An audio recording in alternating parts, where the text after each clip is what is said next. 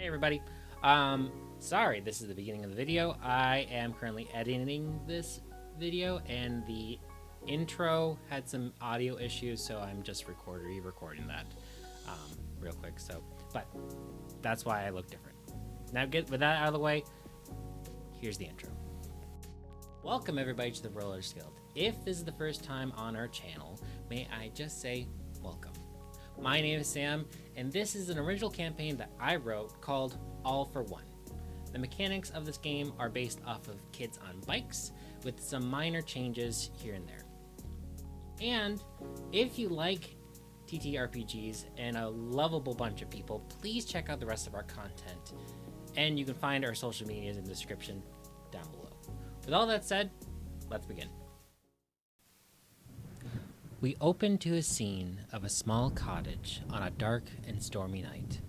The wind is howling, the rain seems to be never ending, but inside this small cottage, an even greater storm brews. And by storm, I mean an overtired sick child and her poor, also overtired and sick mother, who just spent the last hour reading 5 different books to her daughter, who will not go to sleep. We pan inside this cottage where we see an elven woman with long, deep red hair trying to calm a smaller elven child with dark brown hair with a single strand of white on her bangs. There are tissues scattered all over the place. A single candlestick illuminates the room with dim light. The mother says to her child, "If I read to you one more book, will you promise to try to sleep?" The child says, "Yes, but you need to read all of it, and none of those that start with once upon a time. I'm getting too old for those kiddie books. All of them are just, made up." Her mother, with great stress and exhaustion, says, "Sweetie, you are 6. All the stories I could possibly read to you start with once upon a time or something to that effect. And if you don't want something that's made up, what do you want me to read you? My archaeology papers, or would you prefer one of your father's medical textbooks?" The child with a grin says, "Well, it wouldn't hurt to try." Her mother lets out a deep sigh in frustration. And as she does, the door to the room slowly swings open. In the doorway stands a man, a human man, with a scruffy beard and short white hair. The elven woman turns to the man and says, "My love, are you done with your work?" Her husband replies, "Not done, unfortunately. Just need to step away for a moment. I overheard that this little one was having a hard time sleeping, and I thought I could help." She replies, "Oh, my love, I can put her to bed. You should go rest. You've been working so hard." The man, with a grin that is very similar to his child's, says, "Oh, nonsense." He leans into her ear and says, "I poured you a hot bath, and it would be a shame if it got cold. So please, let me help." She smiles, kisses her child, and then her husband, and whispers in his ear, "I love you." And then she leaves the room. The man turns to his child and says, "So let me get this straight. You want a story that doesn't start with once upon a time and wasn't made up?" His child says, "Yep." "Okay," the man replies. "I have one in mind, but it's kind of a true but boring story about galactic beings who have to work together to create everything by harnessing the very essence of the realm itself to create life. But that might be a bit too much of a kiddie story for you, my dear." The child, with great excitement in her eyes, says, "That sounds awesome. Please, please, please tell me that one, Dad. I swear I'll go right to sleep after it. The father replies, Okay. Well, most stories start at the beginning. The child looks confused. But to tell this one, we need to go before that. The child looks even more confused. Okay, I'll explain more when I start telling the story. Just scooch over. The man lays down next to his child and starts telling the tale. Before the beginning was a void where nothing had begun. There was no up, no down, and no sides to run. No you or me or beast of any kind, no here or there, or the spaces to define. In this void were time and space entwined before creation on a cosmic design. No directions, no boundaries, no confines, a realm where existence had yet to bind. But from this emptiness a spark would shine, evolving into a creature of galactic design. This creature, known as One, from cosmic dust, brought light to the void with a stroke of its brush. With power vast, it shapes a celestial dance, creating galaxies in its cosmic trance. Yet One, in its solitude, yearned for more, to share creation, to truly explore. From its essence, a vision did unfurl, to create companions for this cosmic world. So, from the heart of One itself, three beings emerged as One willed it to be. Masters of creations were these three, but not unnamed as we know them to be: Solar, Kasar, and Lawai. With its new creation, One did task to create a world that would be so vast. In a flicker, Kasar did take flight to create the atmosphere, protecting the world of cosmic light. Whilst flying around within their spite, they created the rotations of the days and the nights. Solar took to the land, crafting mountains tall and desert sands. With a gentle touch and a mighty hand, they shaped the continents and sowed the land. With a relaxing breath, Lawai sought the sea, creating depths and tides where life could be. A cradle for creatures, a realm of blue, where waves and wonder and mystery grew. They toiled together with grace, creating our world in a celestial space. Life flourished, a brilliant sight, a testament to their cosmic might. In unity and vision, wonder did unfold. In creation's dance, this story is told. So, as we bid adieu to this story of cosmic might, good night, my dear, and may your dreams be bright. We flash away from this small cottage to where our story begins, where we can see a large crowd gather at the base of a mountain. This mountain is known by the people of this world as the Mountain of Three. The legend states that the mountain is the resting place of Solar, Kasar, and Lawai. The people of this world who enter the mountain have a chance to receive a gift from the three, or from One itself.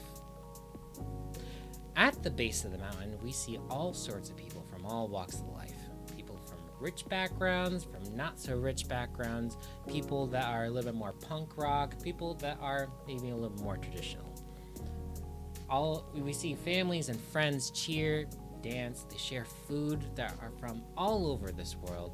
There's live music playing, and colorful decorations are donned all over the fairgrounds. It is quite the Yuville Day festival.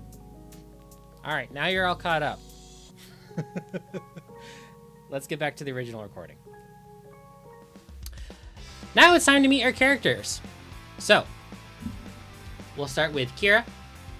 You want to introduce your character? And also, what is your character doing at the festival? Okay. So, a middle-aged woman. She's pretty short and has long, curly, gray and brown hair that she's keeping tied up in a bun on top of her head with a knitting needle sticking out of it. Her clothes are nice, but all covered in different types of stains. Mostly it looks like paints. Her and her husband are walking together through the festival, looking at all the different, I assume there's like shopping, like craft vendors, and taking time to stop and talk with some of those artisans to get some new ideas that she might try out in the future. And her name is Ellinor. Love it. All right. Eva, do you want to introduce your character and what they're doing right now? Sure. My character is Flora Foxglove. She is a fairy. She's in her fairy form, so she's really small right now. She has like a dress that she's made from foxglove petals, so it's pink and it's pretty frilly. She has really bright rainbow wings too, that identifies her as one of the foxglove fairies.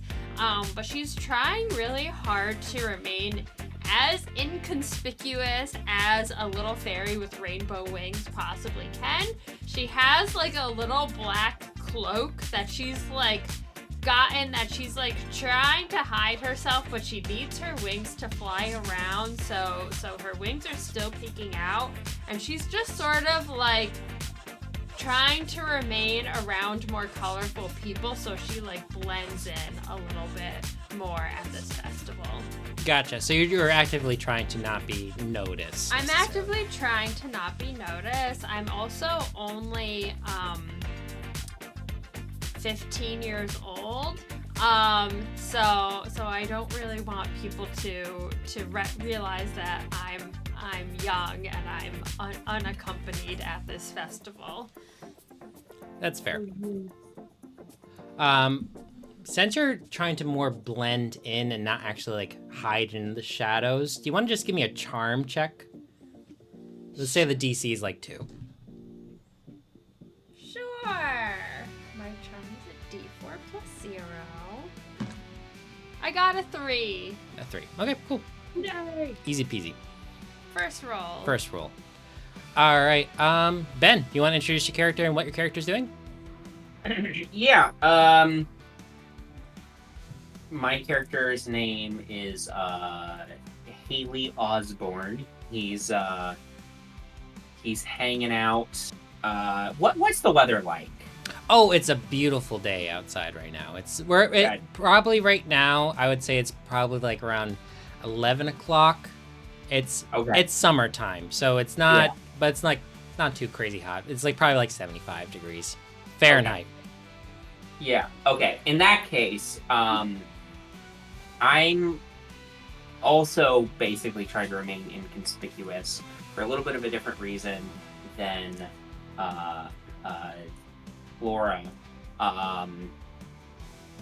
I've, as usual, am wearing dark clothing, and I've got a frizz of bleached hair, but it's tucked into and I never wear hats, but I'm, again, trying to remain inconspicuous. Also got on a pair of sunglasses, again, trying to not draw attention to myself. Human, young, mid-20s, and I'm kind of somewhat well known. I don't know if anybody here at the festival would know me, but I'm not taking that chance. So I'm trying to blend in, keep to myself, and I'm also, brooding a little bit. I'm not in a great mood, and haven't been for some time. But okay, cool.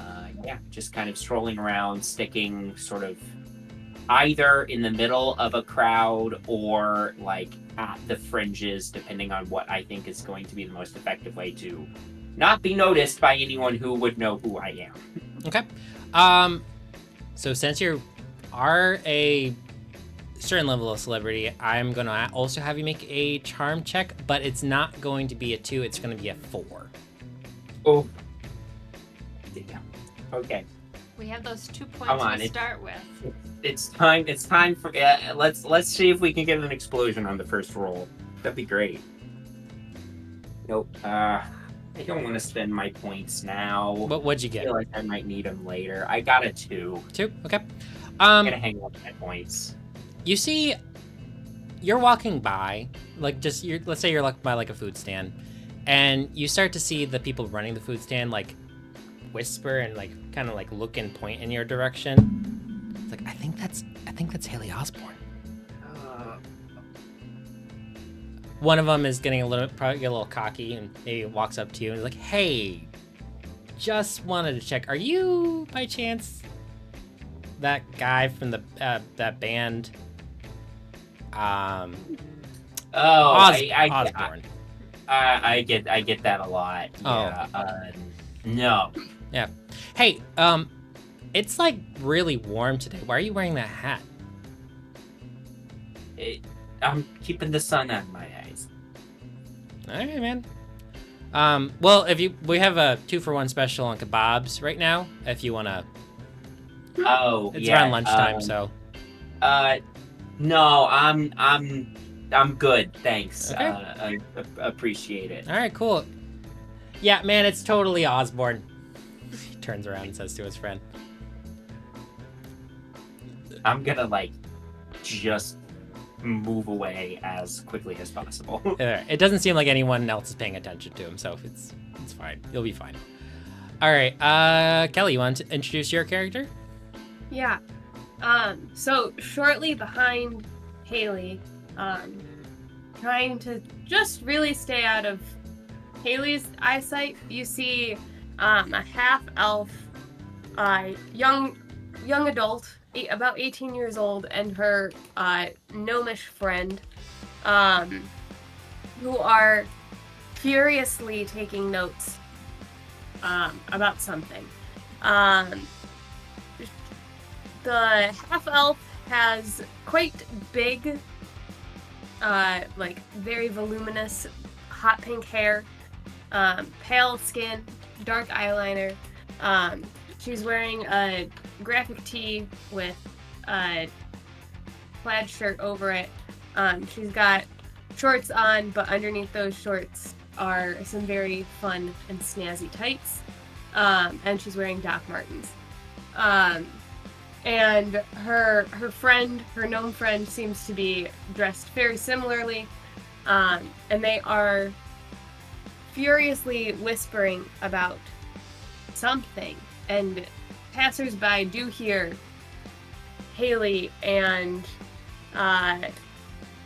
Garrett and something about arrhythmia in their conversations. All right, cool. What's your character's name? Oh, sorry, my character's name is Marrika. Marrika the half-elf. You. What's your friend's name? Sheila. Fantastic. So would you say that you're trying to more blend in, or are you trying to avoid being caught by Haley? Definitely avoid being caught by Haley. Okay, I'm gonna need you to make a flight check. He is being he's being a bit distracted, so it's only gonna be a 2. That's 4. Okay. Oh, you explode, so you can roll it again and get a high number. 2. So 2. it's 6. 6. Fantastic. You can go ahead and gain a point for being the first one to explode this episode. You are basically invisible. Your move, your hiding ability is so good that even if Sheila wasn't good at it, you're so good at it, it kind of bleeds off on her. I'm standing in front of her. Fantastic. She's small. Cool. Love that. All right, Zuzu. Want to introduce your character? Sure. Okay. So my character is Ruth. She is a relatively short half elf. She's like 5 feet. She's got dark hair, long, in a braid behind her back. It's pretty frizzy though, like all over on the top area, and she's got some nice little bangs. She's wearing a calf-length dress with a big old bow. And she's got some little modest pumps with her. And she's spending her time at the festival with her family. So she's with her mom and her dad, and she's with her 8 other siblings, and she's kind of reining in her 3 youngest ones. Okay. So, if you're actively trying to control other people, I'm gonna need you to do. Are you okay? Are you physically trying to rein them in, or are you just like, hey, get over here, kind of? She's just watching them. They're very well behaved anyways, Okay. so they don't need much. All right. But she's just spending time with them, making sure they're occupied. Great. Can you just give me a brain check of 2, and we'll see if you can keep track of everybody. 3. 3. Cool. Easy peasy. Fun You've and been you've done this a lot. You're very experienced with this. Cool. So the festival goes on. There's music playing, there's food, there's dancing, and everyone's like having a really good time. Those of us who are not trying to hide from the public or trying to hide from individuals are having a really good time. And then you hear a horn just blurt out. This is signifying that everyone that is going into the Mountain of Three is to start gathering in front of the base of the mountain. Well, the opening of the cave specifically. When that horn goes off, Haley's just gonna go, oh, God. I'm just gonna beeline for that location. Are you still trying to like stay like inconspicuous? Still trying to stay relatively inconspicuous, but I also know that like doing this thing is going to get me out of the big crowd of people who are going to notice me in a little bit. Or maybe not right away, but I know it's going to happen in a little bit. This is my ticket out of being noticed. All right. In a similar vein, Flora wants to be full size before she goes into the mountain. Can she try to get full size before she goes over to the area? Okay. So, for you specifically, I'm gonna need you to roll me a d20. I'm scared. You're only trying to beat a 10. All right. Beat a 10. Okay. I got a 17. Okay. Easy peasy. No issues. Nothing happens. Okay. And I'm gonna pull on my cloak to cover my wings so people don't see them. Okay. Fantastic. Yeah, so all of you start gathering in front of this mountain cave. There's a crowd of people that's kind of gathering not in front of the cave, but like kind of outside the border of the cave, like to like watch how everything goes. Like there's family members. I'm sure that Ellinor's husband's out there just rooting for you, really, really hoping that you get what you want. And I'm sure. Oh, actually, this is a good question. Marrika, is Sheila going into the cave? No. No. She's just there for support. Okay, so then she's also just waiting in the crowd. She's just like, you can do it. Go do it. Follow Haley if you can.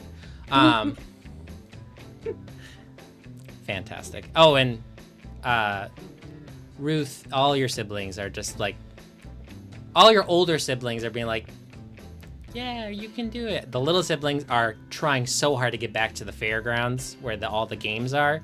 And your mom and your dad are trying so hard to just wrangle them all in because, well, as you know, you're better at it than they are.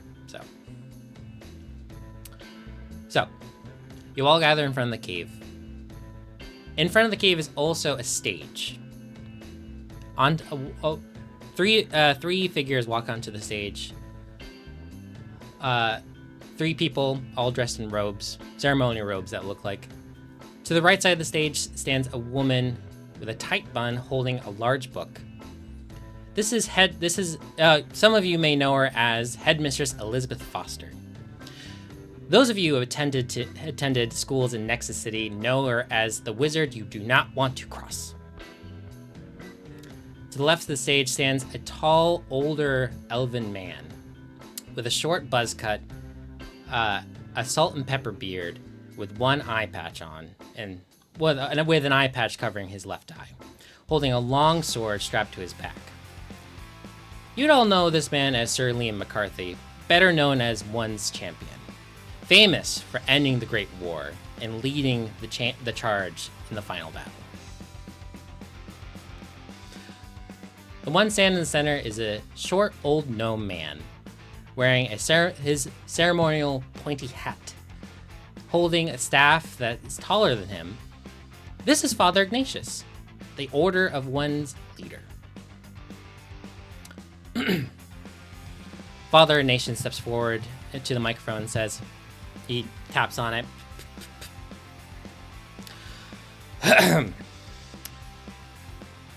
Welcome, everybody.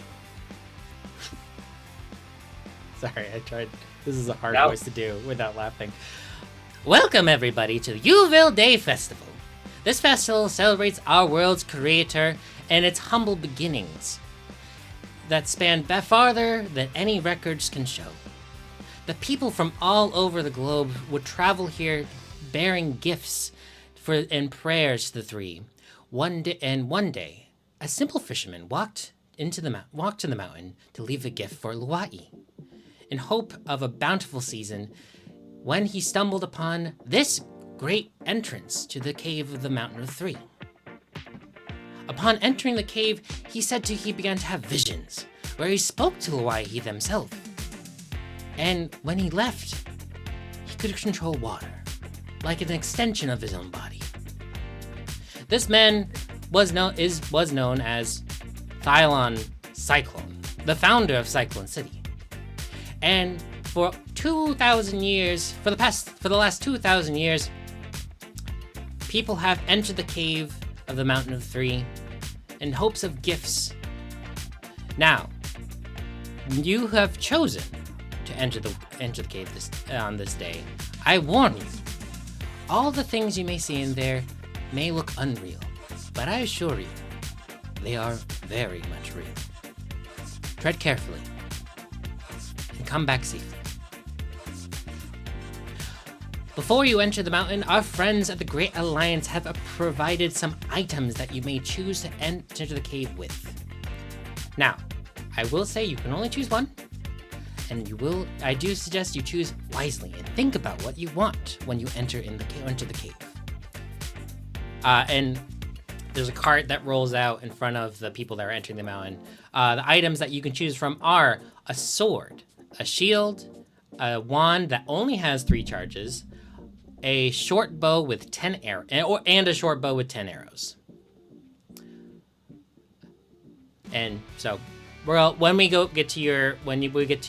enter the mountain, I'll ask you which one you pick, what you carry in with you. So don't worry about picking it right now. Except for Kyra, Ellinor's going first. So what do you think Ellinor would have taken into the mountain? Which of those 3 items? You don't have it. Also, none is also an option. You don't have to choose one. I think she'll select the wand. The wand with 3 charges? Yes. Fantastic. All right, so you are going to have a temporary modifier to your brain rolls. You're going to have a plus 2.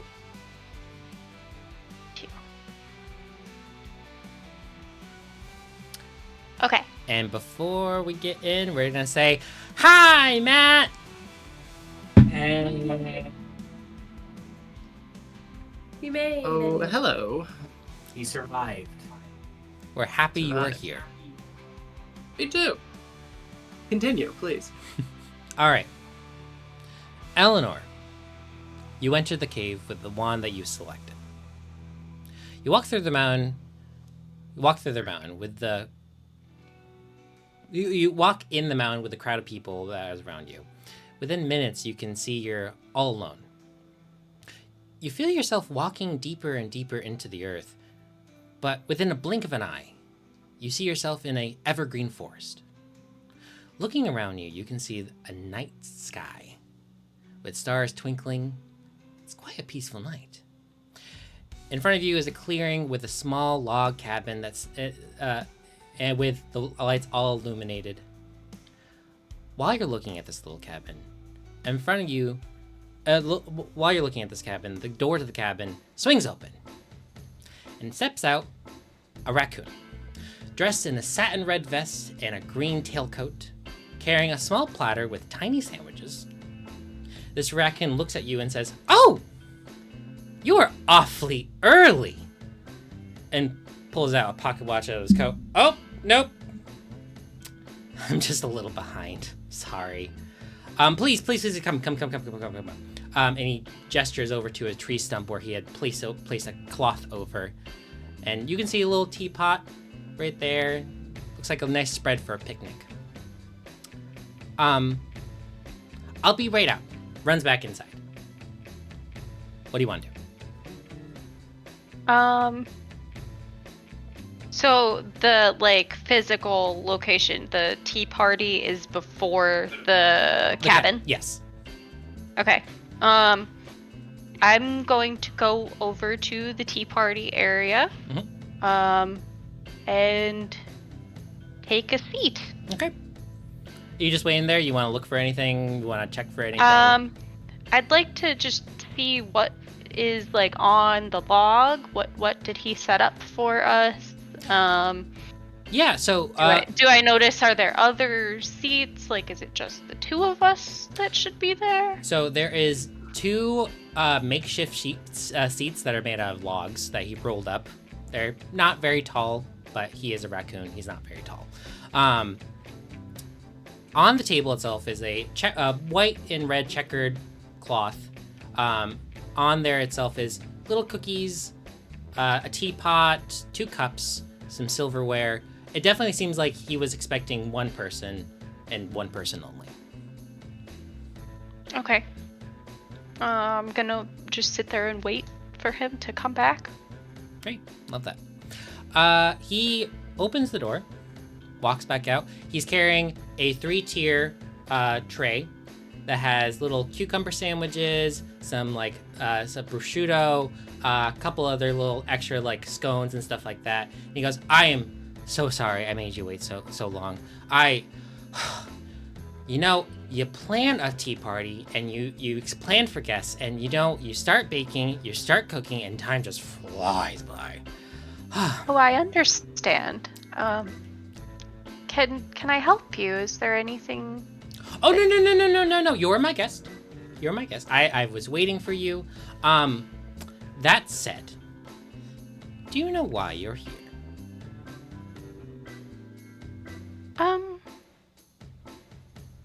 In what sense? Because I know that I am here to try and complete the challenges posed by the Mountain of the Three. But I don't know specifically why I'm here at your cabin. Oh, fantastic. I didn't want to spoil the surprise. So fun. Okay, he climbs up on that little log that's across from your seat. And he goes, "Okay, before we start talking, do you like green tea, Earl Grey, coffee, soda? What would you like?" Green tea is good. Oh, fantastic. How much sugar do you take? Oh, just one. One sugar, okay. And then he takes the little spoon, puts it in there. He takes his cup, scoops the sugar out, puts it right there. He goes, "Okay, well, let me pour the tea. There's that. Well, Ellinor, is that your name correct? Or Ellinor, what was your last name? Raine. Raine. Oh, beautiful, Raine. I miss Raine so much. Anyways. It doesn't rain here. No. Doesn't. Oh. It really doesn't. Anyway, I'm getting distracted. I'm so sorry. Hi. Welcome to the domain of Solar. And I am Solar. the creator of the earth and land and the mountains, the sand, and also all the things that came out of it. So all this fruit, all this food, this guy.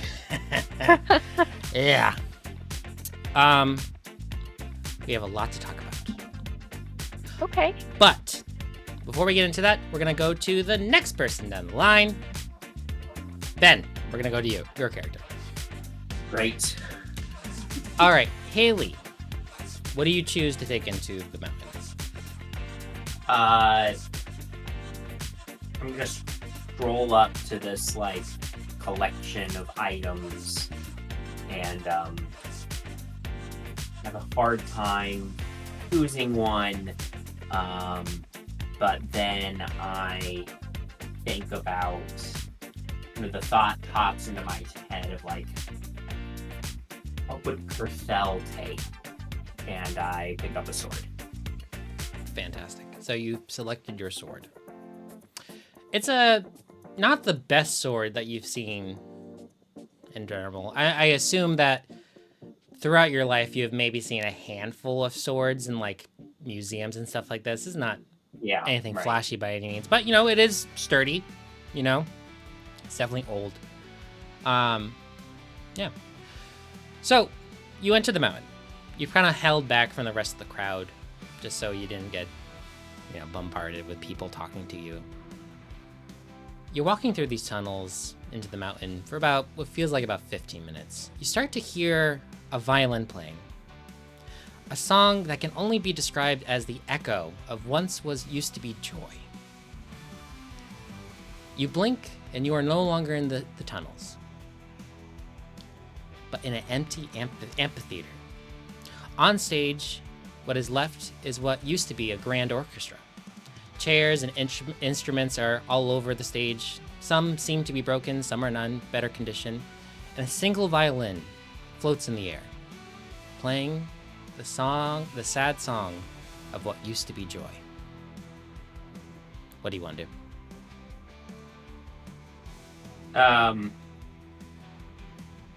I take off my hat and sunglasses since I'm inside now and can't see if I leave the sunglasses on. I make my way up towards the stage and, violin's not really my instrument, but I imagine my parents probably made me take lessons for like a real instrument when I was young. Yeah, probably. So I will just...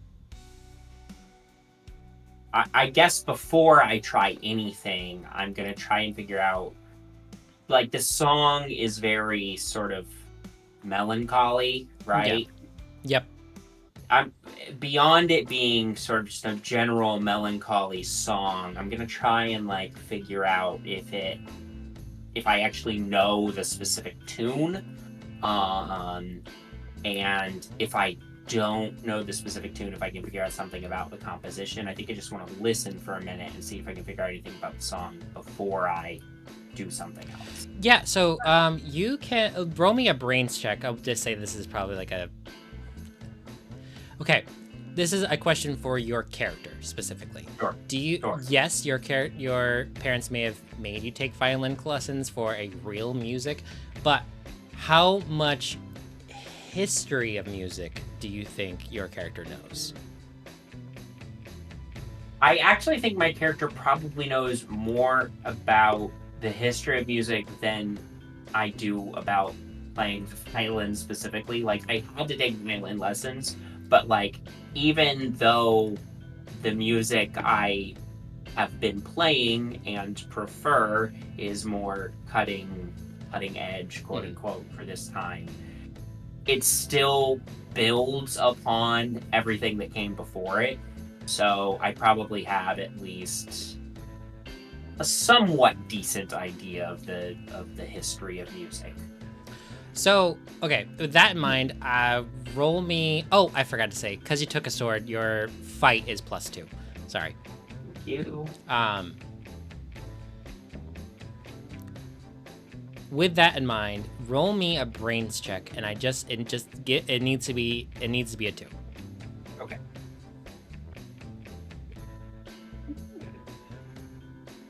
I'm gonna spend my first point to make it a 2. Cool. Because I rolled a 1. Fantastic. So, you recognize part of this song. It's definitely been watered down or changed quite a bit through the years, but you would probably recognize it as a song called "The Joy of the World." It's you could probably date it back to 800 years ago. Definitely the time during the Great War, but it could have been times during peace. You don't know exactly where it started out. But Sure. You do recognize the melody, at least. Okay. In that case, I'm going to go over to the violin and try and grab it because it's floating in the air, right? Yep. You just want Okay. Okay. I'm trying to grab the violin. Okay. Roll me a brawn check. Okay. Because you're not trying to break it. You're just trying to... No, I'm just trying to grab hold of it because I want to try playing it. Okay. This is going to be a 3. It's a strong violin. Mm-hmm. Use my last point to make that a 3. You can grab it. You take it away. Music stops. Okay. I want to then, because you said it was like an altered version of that song, right? Or yeah. It wasn't. I want to try playing the song correctly. Yep. Okay. That's going to be a charm check, a performance check. So, Yep. we're going to say because you are a musician by nature, you're going to by trade, you're going to. It's gonna be easy for you. We'll even just make it a 1. So honestly, don't even worry about it. Don't even worry about it. Don't even worry about it. Good, because I rolled a 1. Same So way. Oh no, Ben's not making I'm any rolling. rolls. badly tonight. What is this? A boss encounter? Jesus, you're right. You're right. All right. Yeah, I grabbed the violin and I played the song correctly. Awesome. As you are playing this song, we're gonna cut to the next person. Zuzu, it's your character now. So, Marrika, what does Marrika take into the mountain? Oh, that's Ellie's Ellie. character. Oh, Ruth. Sorry. What does Ruth take into the mountain? Wand. A wand with 3 charges? Yeah. Okay, cool. As you walk into the mountain, you walk what feels like forever. It's dark, it's gloomy, and you definitely feel like you are alone. You reach out to feel the sides of the walls of the cave, but your hand just passes right through air. You start to feel around and can't really feel anything to touch. Even the ground underneath you, you can't feel. And in a second, the whole room that you're in just all turns into a night sky. The floor, the ceiling, the walls, endless darkness with speckling lights. In front of you stands a figure, a tall woman with long black hair that reaches down to the ground, mixes into the night sky scenery around you. She's wearing a nice 3-piece suit with nice poofy shoulder pads. Love. She turns to you and says, "Hello, love. Who may you be?" I'm Ruth. Bianchi. Lovely. Do you know who I am? I feel like I should. I think you should. You've been saying my name since you've been a babe. Yeah. Well, I'm scared! That's scary. Scared? She Yeah, gets I'm up scared. closer to you. Why are you scared? I'm I've never scared harmed because you. this is a lot and it's a night sky. Oh, sorry. Do you want me to change it? No, that's fine. It's peaceful. Okay.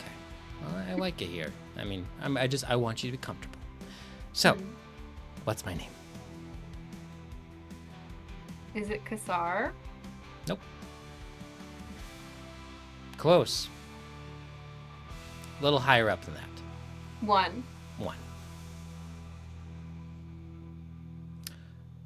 I think we have a lot to talk about. Yeah. I can't answer all your questions, though, because I have a lot to do. So, I can't even believe you're here anyways. That's crazy. yeah, well, I am generous with my time, even though I don't have a lot of it. I have a lot to do. Anyways, I will give you 3 questions that you can ask, that you can think of, that pertain to the world that you come from. Any other questions about me, my existence, how hot my body is, that's okay.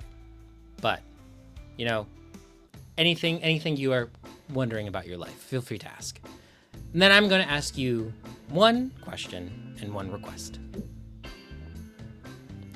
We should go somewhere. Where do you want to go? Wherever you wish. Oh, for the beginning then. Takes you through all time and space where there's just one single single light illuminates the room. This was my original form right here. Just one. That's where I get the name. Very fitting. All alone. I like creating things. Do you like creating things? That's not my question. Not particularly. Well, anyways. I'll give you some time to think. And we're gonna go to the next person. Okay, why did Kyra get cute raccoon? Ben got violin, and I got gosh.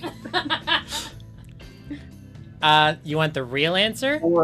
Or maybe you just think it's God. Well, yes, but like, It's actually a violin in disguise. Do you want the real answer? Because I have a real answer for you. no, I'm thinking of my questions now. Okay, great. Love that. All right, up next we got Eva's character, Flora. What is Flora picking from the mountain?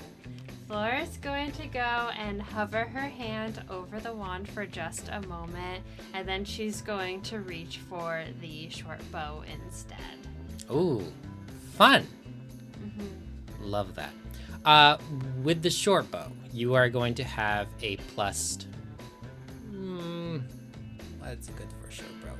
We're going to do a +1 for brain and a +1 for fight.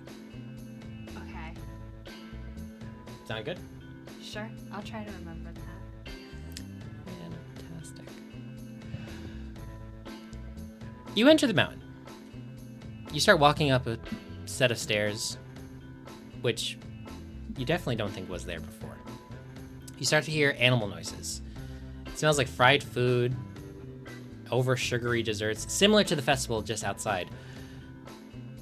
And music that sounds a lot like the entrance of the gladiators, but for copyright reasons, it's not the entrance of gladiators. I'm pretty sure that one's public domain. I don't think it is. And you look around you, you realize you aren't in the mountain anymore. You're on a different fairground. Of a circus? Yes, a circus. You look around you and there are empty food stands, fair games, a fortune teller tent, but no people. But you hear people. You hear animals, you hear everything that sounds like it's supposed to be here, but it's just not. Down a gravel pathway is a big tent that says, "Circus show. Come and see the wonders of the world." What do you want to do? Flora's gonna pull her cloak even closer around her. Does it sound like the people voices are coming from the tent? The tent seems like it's the only place that doesn't have any noises coming from it. Hello? Is anyone here? I'll walk around for a moment and see if I can find anyone. Great. Can you roll me a d20 again? Yes. Just I give me got the a number. 12. 12? Nobody reaches out to you. Nothing. Okay, I'll go towards the tent. But I'm going to try to peek inside before I just fully walk into it. Okay. But you're trying to look inside the tent, correct? Yeah, but I'm worried there's a trap or something. I'm trying to do it cautiously. Yeah, totally. No check required. You open the flap of the tent and you just see an empty circus tent. You do see in the middle of the middle of the tent there is several items that are spotlighted. One is a barbell with a 1 ton written on the side of it, a suspended trapeze, a tightrope, a barrel that with a palette of clown makeup, and oversized shoes, and dotted bands, and a little sign that says "The show must go on." What do you want? I think I'm going to look at all my options, and then I think I'm going to... Are you walking into the tent? I'm walking into the tent. As you walk into the tent, you hear a familiar voice to you. What do you think you're doing? A hooded figure sits in the stands. If you think you can find something that you chose to give up, I'm sorry, but you'll be very disappointed. You're not getting it back. Unless you wanted to trade what I gave you instead. Back. Go away. Oh, you are not gonna get rid of me anytime soon. I own that, and you're not getting it back. I'm just gonna fully ignore him, and I'm going to start walking towards the tightrope. As you try to just walk past him, a gloved hand reaches onto your shoulder and says, "Excuse me, sir," directed towards the hooded figure in the stands. "But rehearsals are closed to the public. So You he must- can see? You must leave." "Yes, of course I can see." You can see? "Yes." You look behind this tall man that's wearing a red tailcoat, blazer, and a large top hat. And behind him stands an orc with a leotard, a fairy with a trapeze outfit, and a werebear, a gnome, and a kobold, all wearing clown makeup and clothes. The hooded figure stands up in the stand and he says, "You don't control me, circus freak. You might be able to see me, but you can't do anything to me." The tall man goes, "Oh, but sir, I can. You see, I am the ringmaster, and this is my tent. So, I ask you to leave." And he takes his whip out, whips the hooded figure, and he burns up in flames. The man in the top hat goes, "Well, that is not the thing that should have happened. He's not really supposed to be here. I'm sorry that happened to you." I'm just surprised that you can see. What do you need me to do? What do you want to do? This is your choice. I'm not scared of heights, so I can be on the tightrope. the fairy in the trapeze outfit flutters over to you. Oh, thank goodness! I've been wanting a duo for such the longest time. Oh my goodness! I'm so glad you're here. Okay. Sure. Let's do that. I'm still processing the fact that you could see. Okay. Yeah, let's go do that. You start the fairy in the trapeze outfit brings you over to the changing room to get you into the right outfit for the show. And at that point, we're gonna cut away from here and go to Kelly's character, Marrika, the real Marrika, not Ruth, the fake Marrika. I feel like Ruth is not gonna like being called Marrika. All right. What do you choose, if you choose anything at all? Marrika is going to pick up the shield. Shield. Fantastic. For that, you're gonna add +2 to your grit.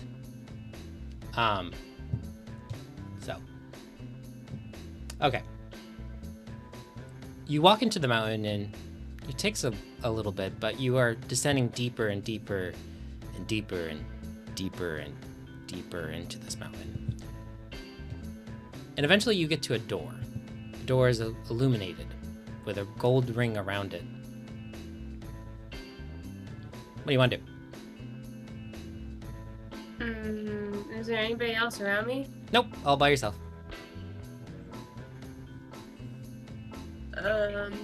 You look behind you and there's no way behind you. There's just a wall. I'm gonna gingerly poke the door. The door opens slightly. You are sucked in. And you are now in what looks to be a cabin. The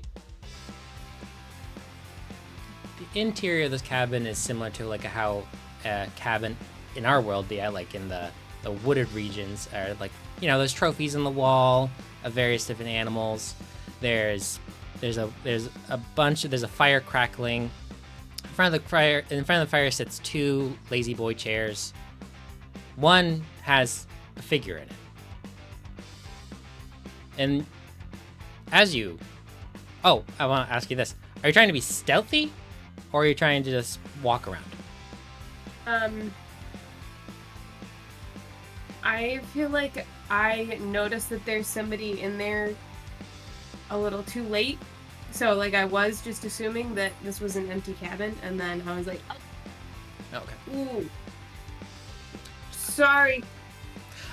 You see, you can't really make out details because the illumination from the fire is too great, but you see a hand gesture above the lazy boy chair and says, "Oh, you're here. Please come closer." I could use a hand. Okay. Ha ha ha. You walk closer. So if the figure's here and the other armchair is here, I'm here. Okay. You walk cautiously around the chair, and you see an automaton.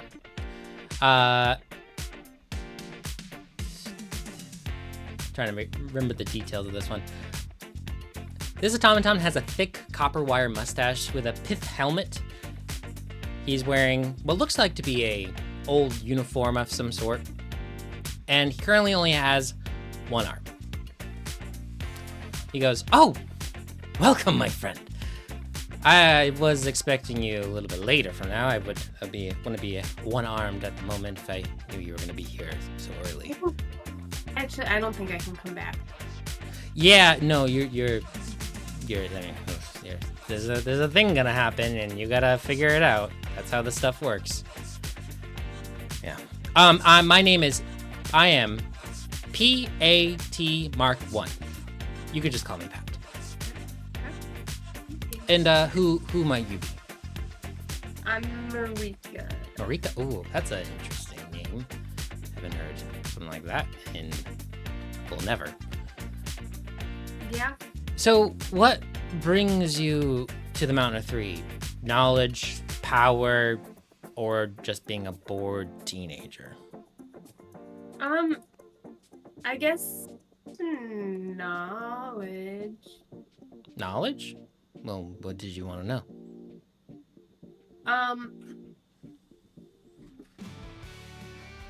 What don't I want to know? I don't know everything, but I've been around quite a bit, and I've seen it quite a bit. There's this. I guess the main reason. You're not. I don't know. This feels really weird to tell somebody. It's like.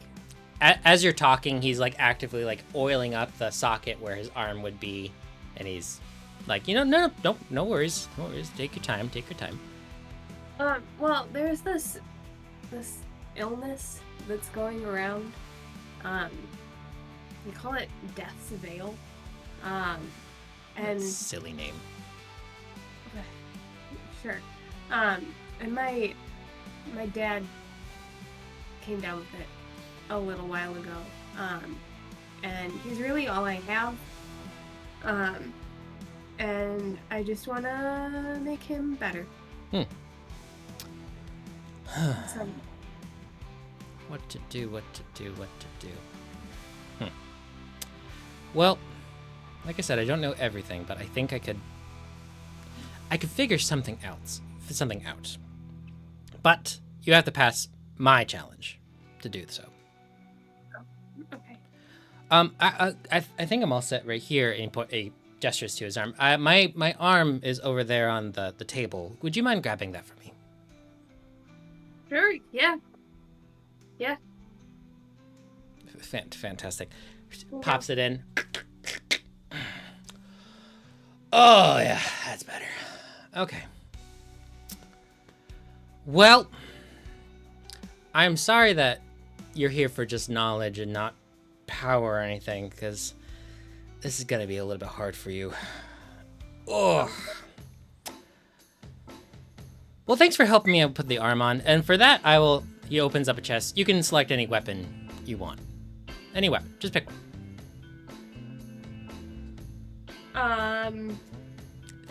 And for you, Kelly, think about the most amazing weapon you could possibly think of.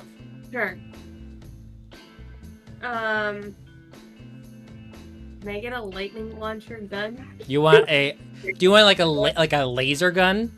Kinda, yeah. Okay, sure, yeah. Enemy's lightning launcher. That thing does Made so by damage. Thomas Evenwood himself. It gets pulled across the multiverse.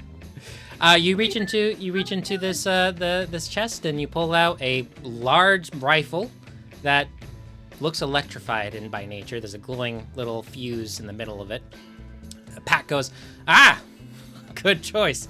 I've seen many a foe ended by one of those. I don't even know why I grabbed it. Well, it's not really your choice. It's really more the luck of the draw, really. Okay. Because you were so nice, too, I'm going to give you a 3-minute head start.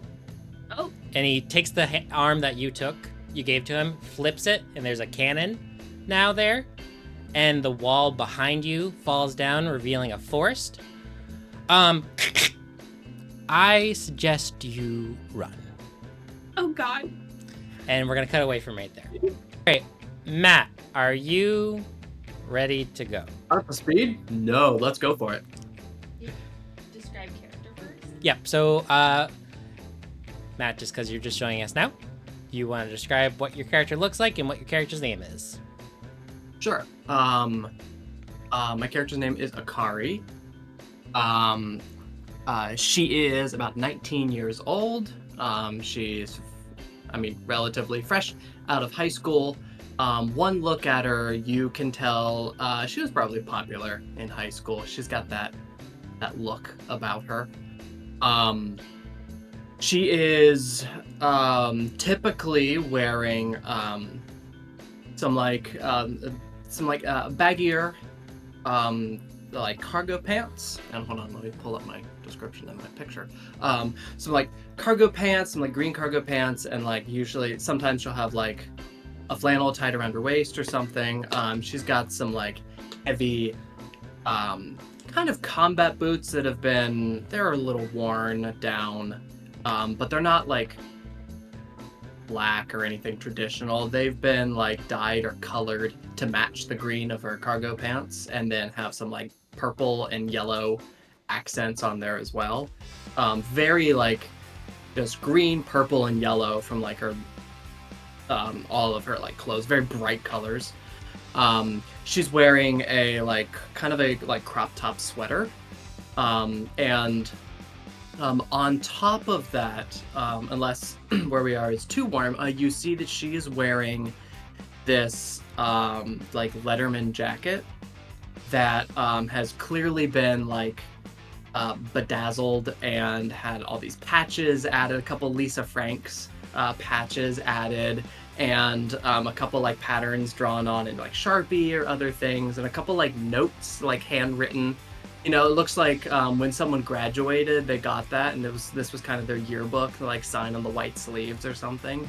But some of those have been covered up with cuter patches and other things. She is generally a more slender build, dark hair, dark eyes, with kind of high cheekbones, very narrow face, and what else can I tell about Akari? Yeah, that's her.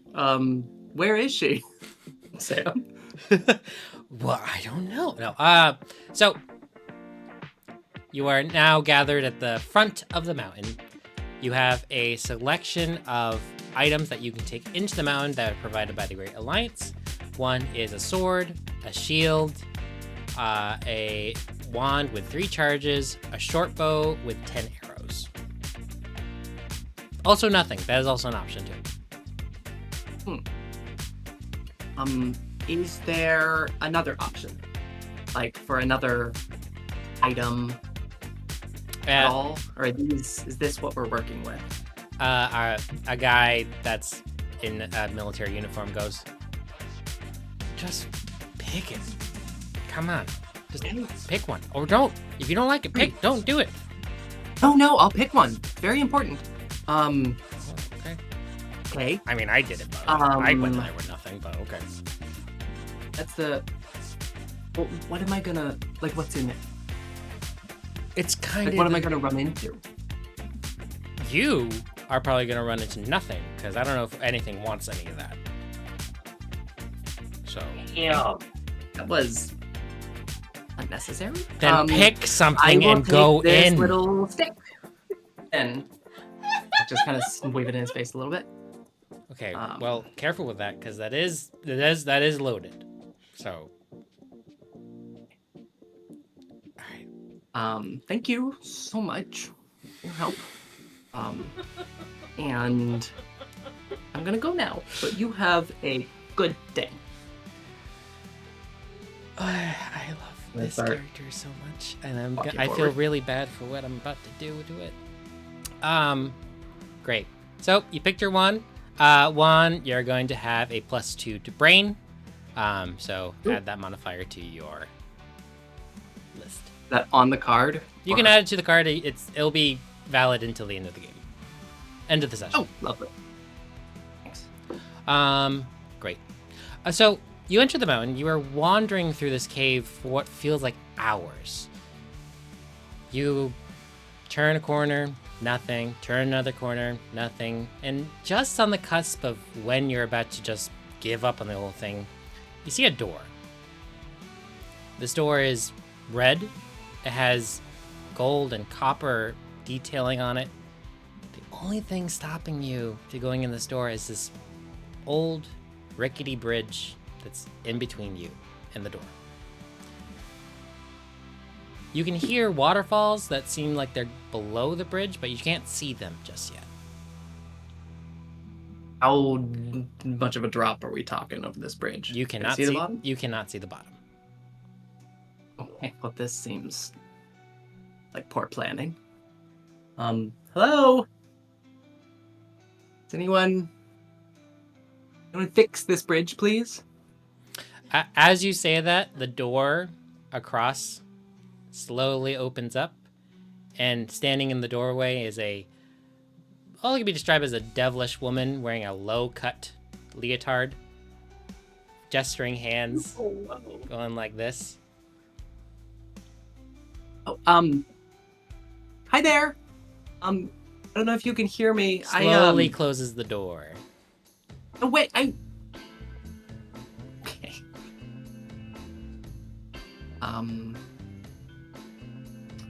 I'll take the wand. Fix the bridge. All right. Give me a brain check. It's going to be a DC 6. Can I roll a d4? Yep.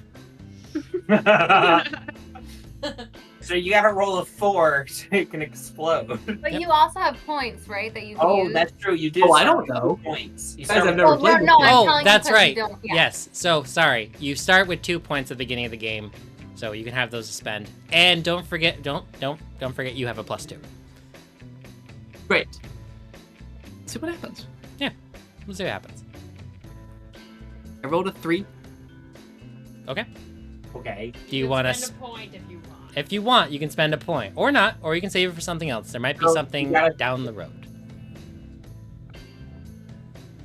Plus what? Um, Plus 2, that gets you to a 5, right? Yep. And the DC was, 6. you told me? 6? Yep. I mean, Akari doesn't know how to use this wand. Yep. Like, If you want to just do that, that's totally okay. no, I think she wasn't really paying attention and just is like kind of hoping this works. So, like, she's not spending a point or anything. I don't Okay. think she's focused enough. So you see the bridge move a little bit. You see the boards from the bridge get a little bit wider. There's still gaps in between it. It's still a rope bridge, but it seems like a little bit more room to step on. Okay. Must have worked. We'll tuck that away and slowly begin. We'll test out the bridge. Tap, tap, tap. Wobble, wobble, First wobble. plank. Okay. And we will start going across this bridge. Hello? You're Do you want to hold the other side? walking across the bridge, and you hear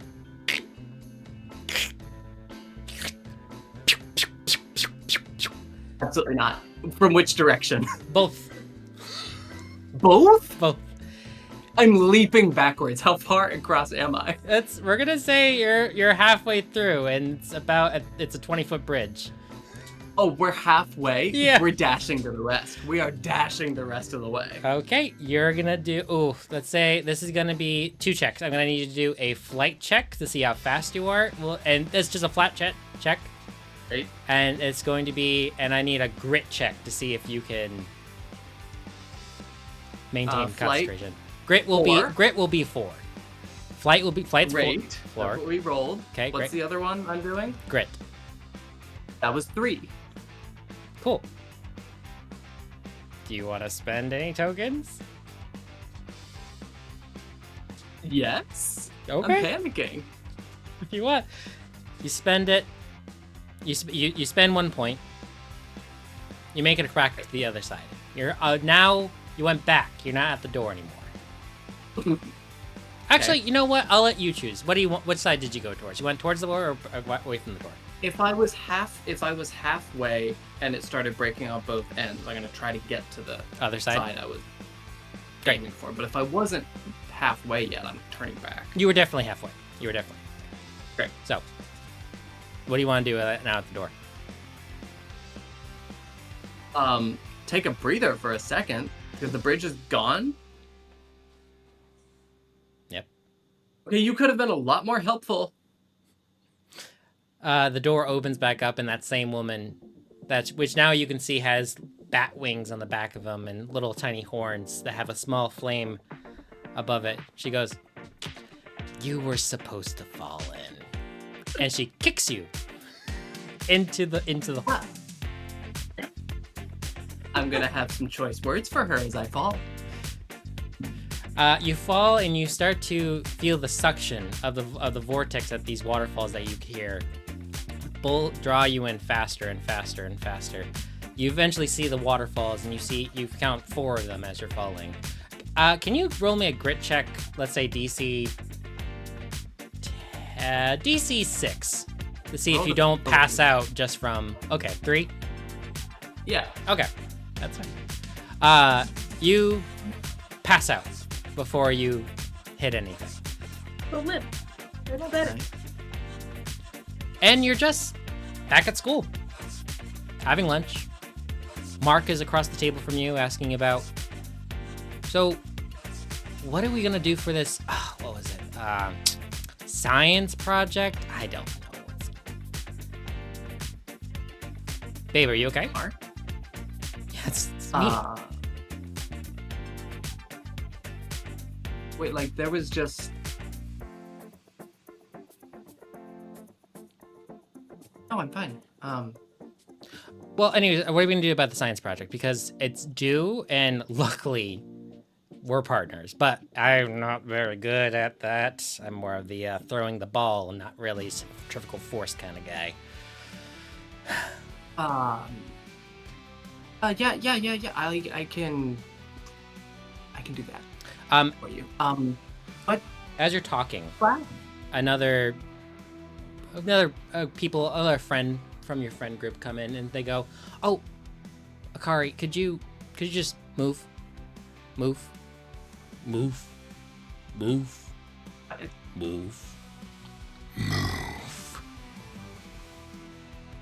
Everything is you want me to jump up? The whole room melts away, and you wake up. You are floating in a pond.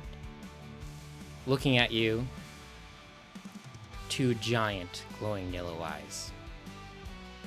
Are they close enough to punch? No.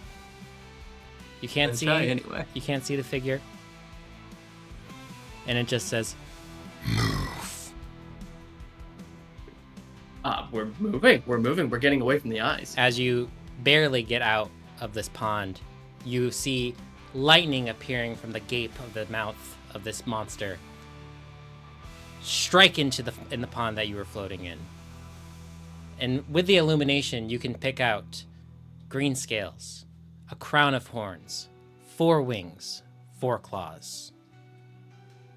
From all accounts of what you hear from the history books, this is a dragon. And we'll cut away from this. Ellinor, we're going to go back to you. So, you're sitting here with a raccoon. What are you doing? Do you have any questions for Solar? Yeah. So, I'm gonna enjoy our little tea party. Yeah. He's like eating snacks. There's a small bowl of water next to him, and he's rubbing his hands in it like raccoons do, and then eating the food, because that's how they have taste buds in their hands. Good. Thank you for having me here. I came into the mountain because, well, I'm at a bit of a loss. And maybe you already know, but my husband, he works all the time, and now my 2 children, they're grown and have left the house, and I feel as if I've tried every hobby available, and nothing really seems to spark joy for me anymore. And I was hoping that I could find something meaningful to be able to do for the rest of my life.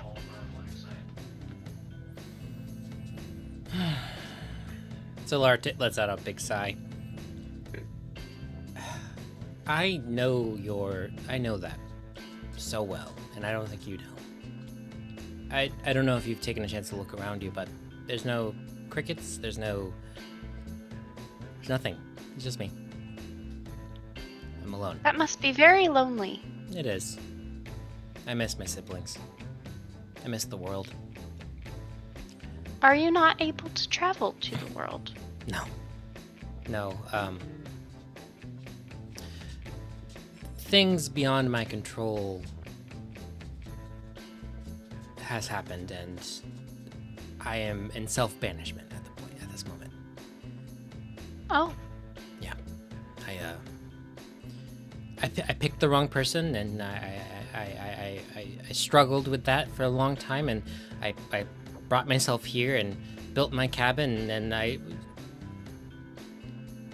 tired of it. I'm tired of being alone. And well, maybe.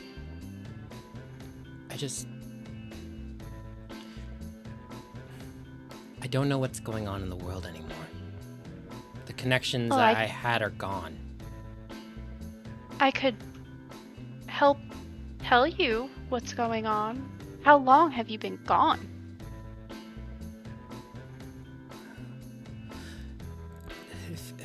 Time works differently here than it does in your world. It's not day cycles. I mean, my sibling Kassar hasn't really done a lot of change for the cycles here. It's just nighttime. Oh. I know, jerk. I miss them. Hmm. I miss them. Anyways, it's been a while. Ever since Death's Veil, it's been how I put myself in solitude because it's partially my fault.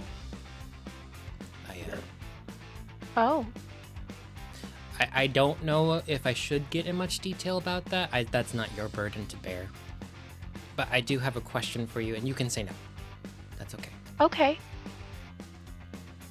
I will give you a part of my power. The connection to Earth, the manipulation of the world, of carving the land. You have a part of it. And in return, you just let me know what's going on. And I might ask you to try to help fix the wrongs that I've done.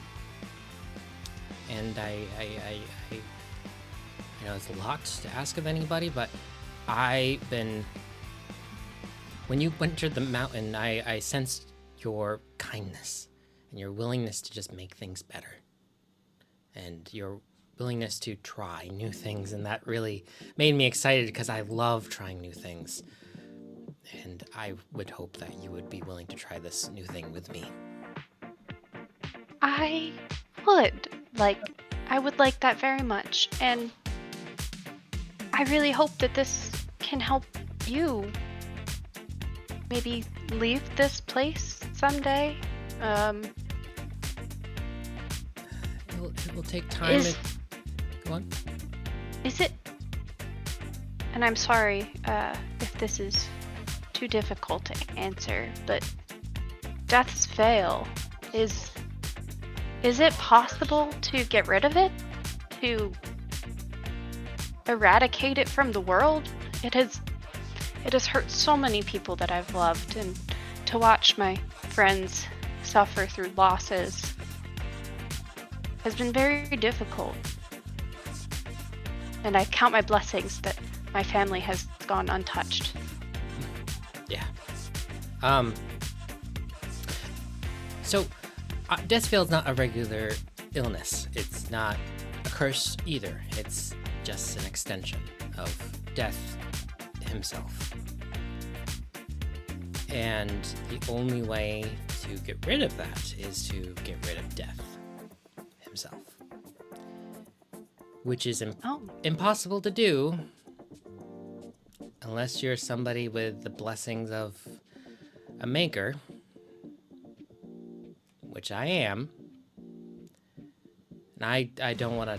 I can't harm Death because I made Death for my laziness, and the whole world paid for my mistakes. The world I made so beautiful. The world that my siblings and I try. Anyways, I'm losing myself. I don't necessarily think that death in itself is a bad thing. I don't think you should blame yourself for creating death. By having a limited time, it makes life that much more beautiful. Yes. Time is death in itself is a beautiful thing in my opinion, but death, the entity I made, Oh. the one that is causing so much suffering, the one that perverted the power I gave him and made it so people had to worship him and force their hand by killing the ones they loved. That is my greatest regret.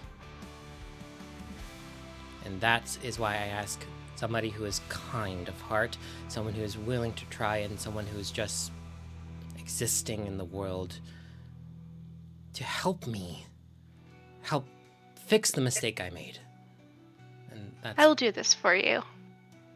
Thank you. I don't want to impose, but would you mind giving me your arm?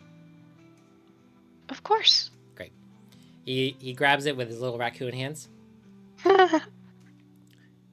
He traces down your vein and just goes, what would you like? A staff, a sword, a rock, a gemstone? What would work better for you? What a cape? Oh. She's gonna pull out the knitting needle from her hair. What about this? I love it. And he takes it and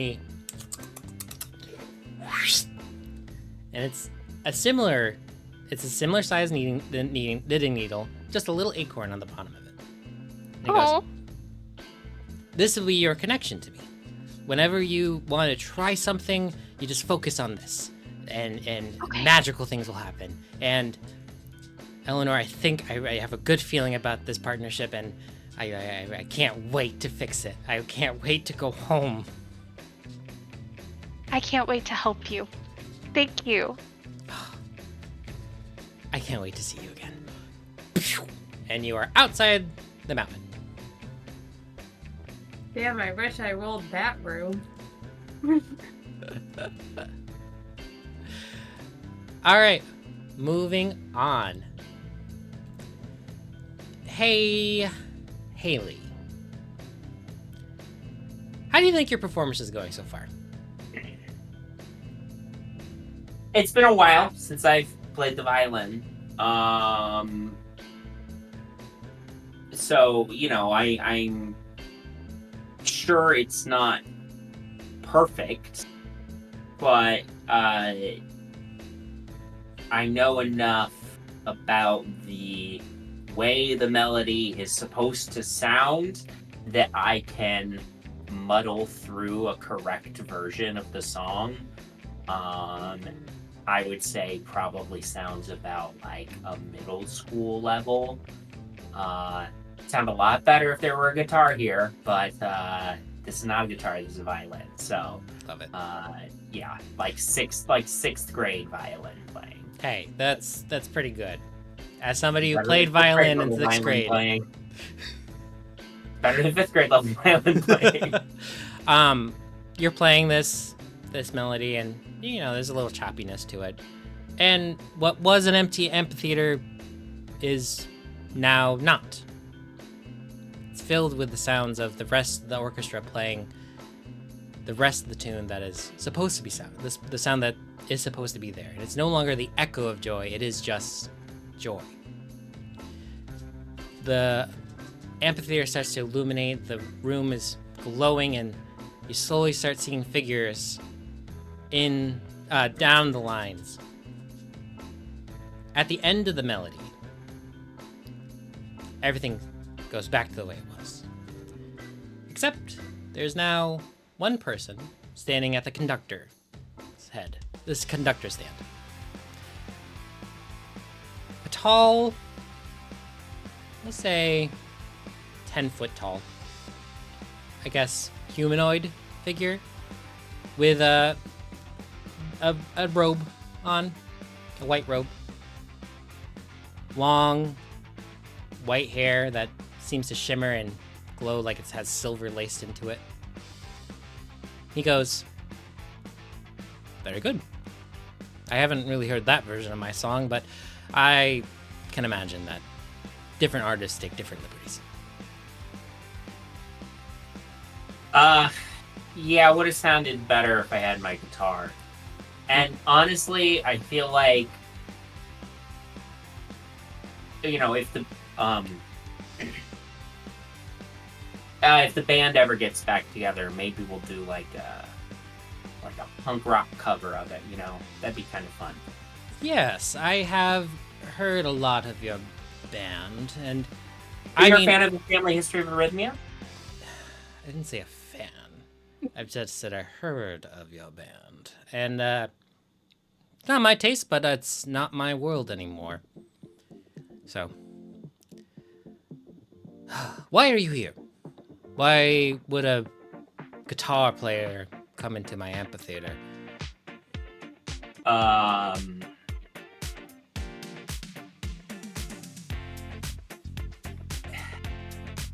Haley's gonna pause for a minute, because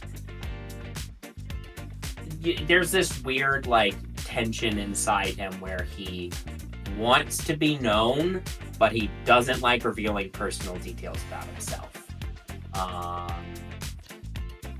But at the same time, there is a reason he came here, and he suspects that this is part of whatever the mountain supposedly does to get people answers.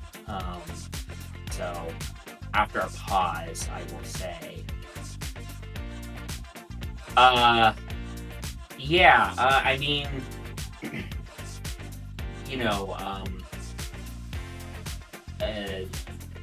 last year,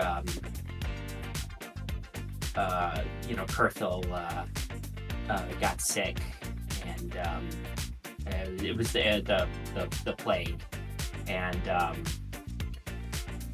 he died, and the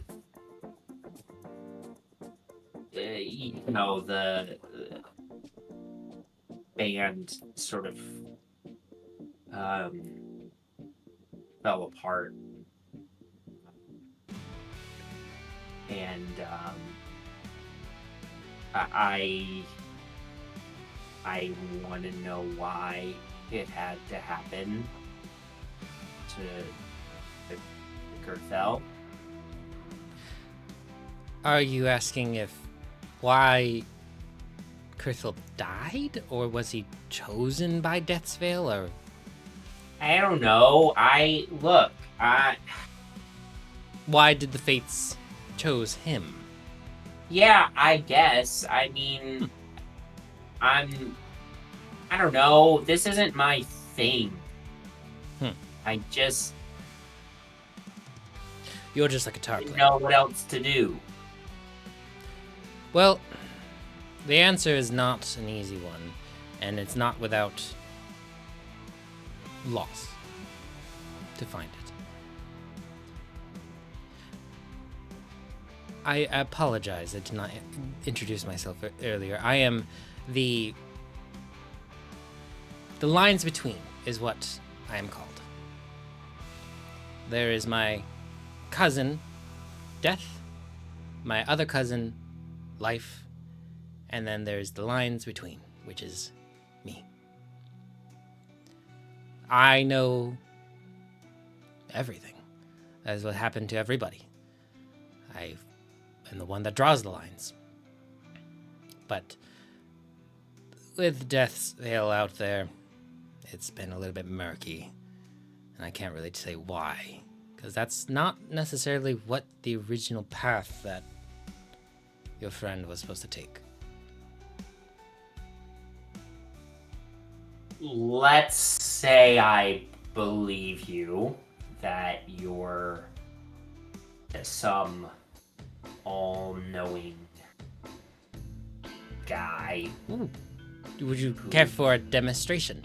No, let me finish my statement, then maybe. I don't know.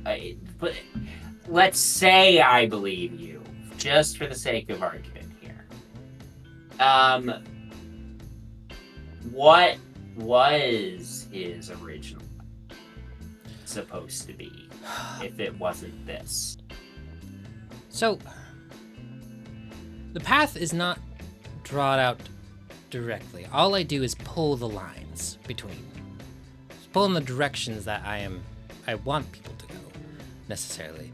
But what I wanted for your friend was a long, successful career with your bandmates and yourself, and probably an early retirement from success, and with a loved one that's close to him.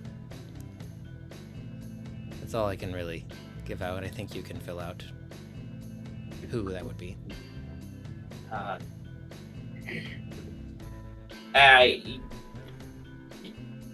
Sure. Yeah. Anyways, I cannot give you all the answers, but I can give you something else. Something that might help you find the pathway that you're supposed to go. All right. Well, I'm gonna warn you now. I'm not all that good at following directions, but this figure lifts up a hand, and all the strings from all the violins and all the string instruments in this orchestra fling out towards him. And he goes, "These are the lines between. These are the lines that I pull. These are the lines I control. I guide them. I do not pick their destination. That's my job. What I can give you is a sort of manipulation of this, or at least you can see the lines between everybody and yourself. Along with some, because I like a good show, I'll give you some musical prowess, because I have a good sense of humor."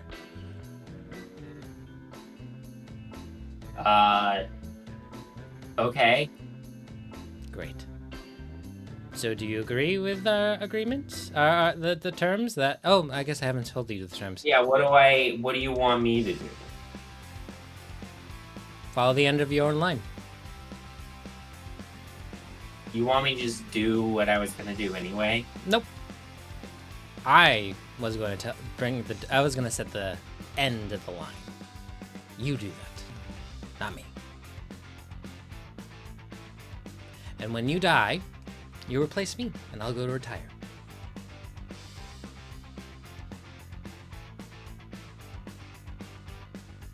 So you, like, manipulate fate a little bit, right? I pluck the strings here and there. Okay. So, like, if I take over for you, I could just, like, go, like, peace out, everyone has free will now. Well, everyone does have free will. That is the thing. I draw the line. I don't map it out exactly. There is something pretty punk rock about taking a position of power and then peacing out and letting people do whatever the fuck they want. I'm in.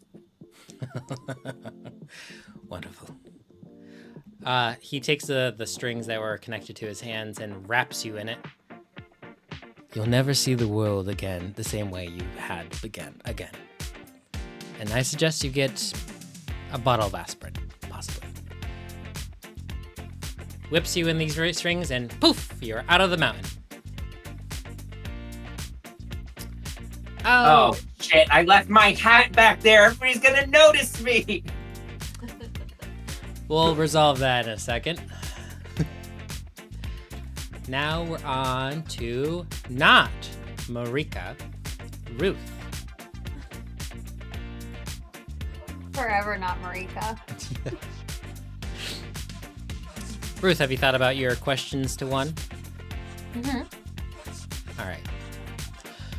So you, while you're thinking about your questions, one is now guiding you through the whole creation of how everything is made. Kind of basically a walking tour of the beginning of the realm.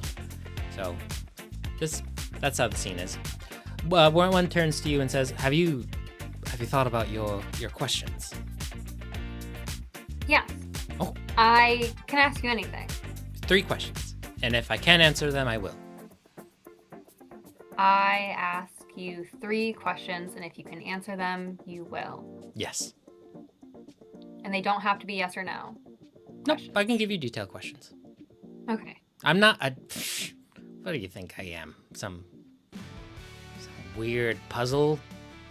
I'm just a regular person who just made the universe and everything in it.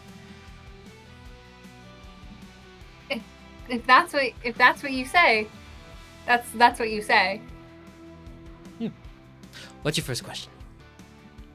How can I find a cure to Death's Veil? By killing death itself.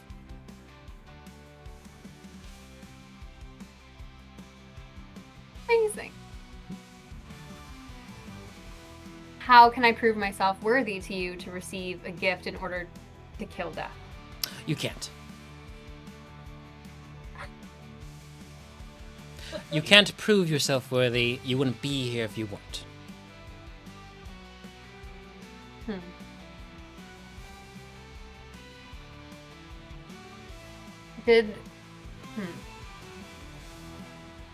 Why did you choose to give a blessing to Sir Liam McCarthy? As you ask that question, one looks a little bit more brought down a little bit, and with that, like, the stars that were sparkling in her hair are now not as shiny. The Great War was one of the worst times of this world. I don't like it when the creations I make don't like each other. It's like, you have siblings. I know you do. It's like when all your siblings are fighting and you want so hard for them just to get along, and it just doesn't happen. Sir Liam and others were the ones that stopped it, and I blessed them with my gift of immortality and a boon, which all of them redeemed at this point. So.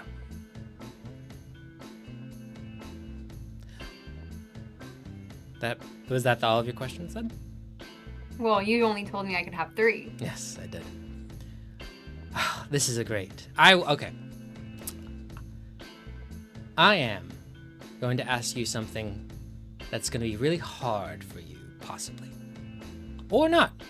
Maybe you'll surprise me. Probably won't. You are the 3rd mortal to enter into my domain. You entered here by my calling you, but many have tried to enter and they didn't succeed because I didn't let them. And you will be the 2nd one that I bestow a gift upon that has entered my realm. So, it's a lot of power and a lot of responsibility, and are you willing to take this? If you ask it of me, of course. Good. I am tired of all the makers in this world. I made 3, and they have made many, and it hasn't ended well. I need you to be my destroyer. What that entails is something you want to make. Destroy death. Possibly. But I want you to be the new wave of... How do I say this? I never wanted to be worshipped. I never wanted to be praised. It's like as if a parent is getting all the rewards for being a good parent because that's a hard thing to do, even though that's literally their one job. Okay. I don't like it, and I don't like to set that standard. So I need you to change things, destroy the status quo. I need you to cause a ruckus. In a nice way, though. Okay. And I think you're a nice enough person to do that. Okay. I'm sorry, do you know anything about me? I feel like maybe you got me confused with another person. You are. Your name is Ruth. You have. Yeah. You're You're Marrika. You are Marrika, right?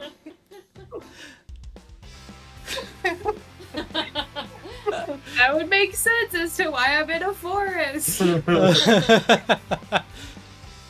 Your name is Ruth. You have Yeah. several siblings. Your mother is a preacher of one. Yeah. Well, of course. What? Your siblings are James, Hannah, Margaret, Gabrielle, Jacob, Elizabeth, Caleb, Leah, and Jennifer is your friend? Yes. Do I have the wrong person now? Okay. I mean, whatever you ask. It's No, that's not the point. okay. I'm just trying to understand here. I feel like this is part of the test, right? This is part of me proving myself to one, is that I have to accept terms that I may be uncomfortable with and that I will be worthy.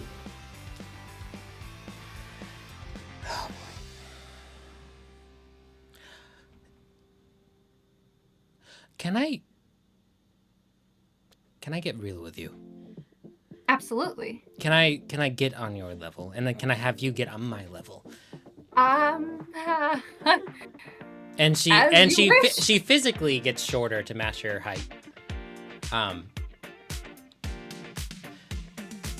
The last battle is what you guys, you mortals call it. The day that you begrudgingly entrapped the giants and the dragons and wiped out a good majority of the orcs. Well, yes, of course. And then those 3 pillars of obsidian appeared. I cannot see half of the world anymore because of those goddamn pillars. Okay. Those damn pillars.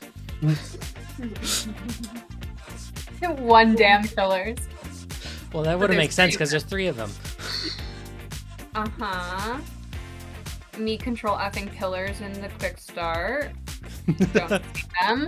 I spelled pillar wrong. They're called in the quick start. They're obelisks. They're obsidian obelisks. Okay, right. Yes. How about we all spell obelisk together? Yeah. No, I have it. It's at the Okay. I see it. It's on the final battle. This is proving that all my players definitely read the backstories of the world. I did. Oh, I'm I sorry. did. I did read it. I just don't memorized know. it. Everyone take a quiz right now. Okay. Question 1: Is this? No. Is this Ruth, or is it no? No. Okay, getting back to it.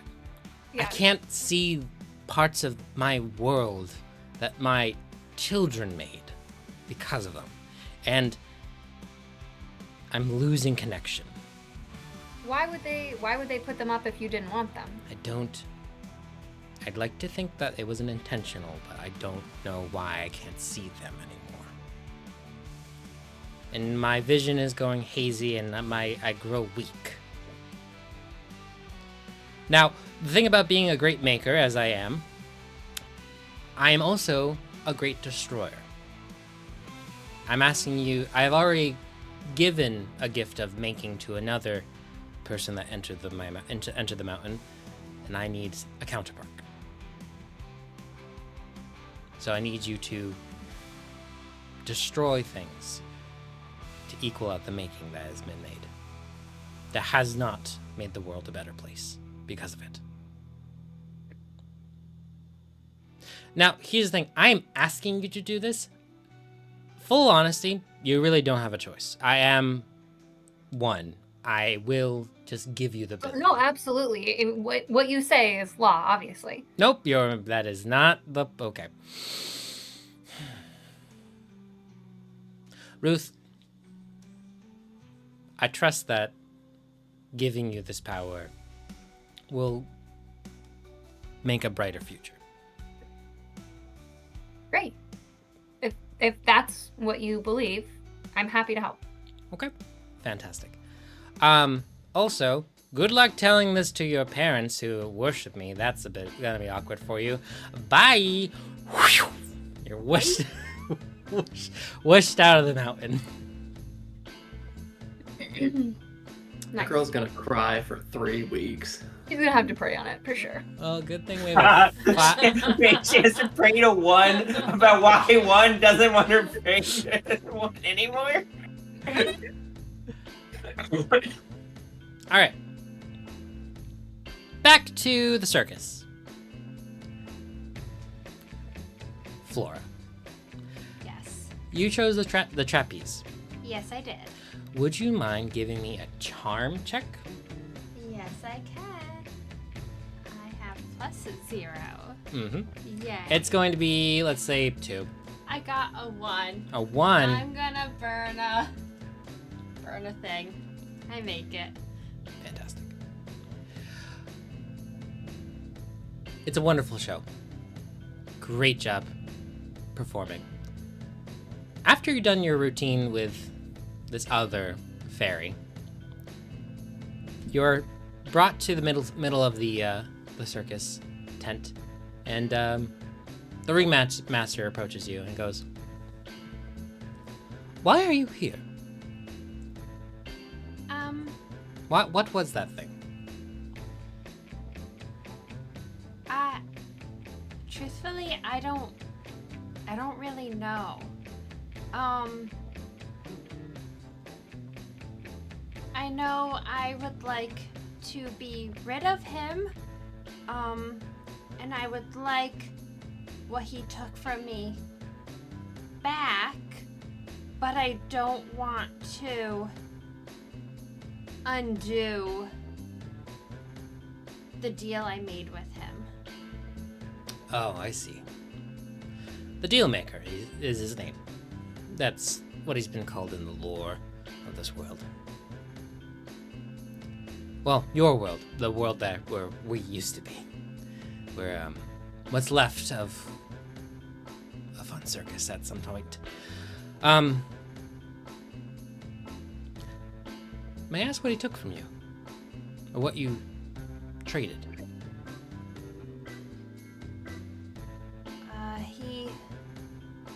I traded him my luck. The luck of the fairy. Now that is something else. I didn't know when I made the deal. I didn't know it would mean I would have to be alone. Alone? I'm unlucky now, so people around me get hurt. My unluckiness rubs off on them.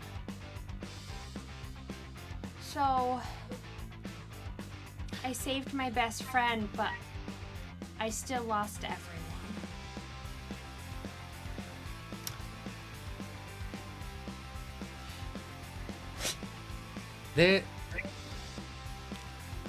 If you choose to receive the gift I can bestow upon you here, I promise you will never be alone again, because you will join a brotherhood of circus performers that still reign throughout the world today. My great-great-great-grandchildren still perform. At least I hope they do. Because when you're alone and you join the circus, you're never alone again. That's the good thing about it. You always have a family. And there's one thing that, well, turns to the fairy behind him, that you just did a whole circus routine with. She can tell you that, regardless of luck, fortune does favor the bold. But would I be able to see my actual family again? that's more of a matter of, are you willing to make your own luck? If you are, and if you're willing to go down this path of performers and people of misfortune as yourself, I'll gladly bestow upon you my whip. Does that mean if he shows up again, I can make him go away? You can try. Okay. I'll do it. What was your name again, Flora? It was Flora, right? I'm Flora Foxglove of the Foxglove clan. Well, Flora, welcome to the family of circus freaks. And he hands you his whip. It wraps around your hand, and it disappears. Turns into a tattoo on your arm, and you disappear. And you stand outside the mountain. And now, to go to a half-elf that is running for her life. All right, Marrika, what are we doing here? Running. Run.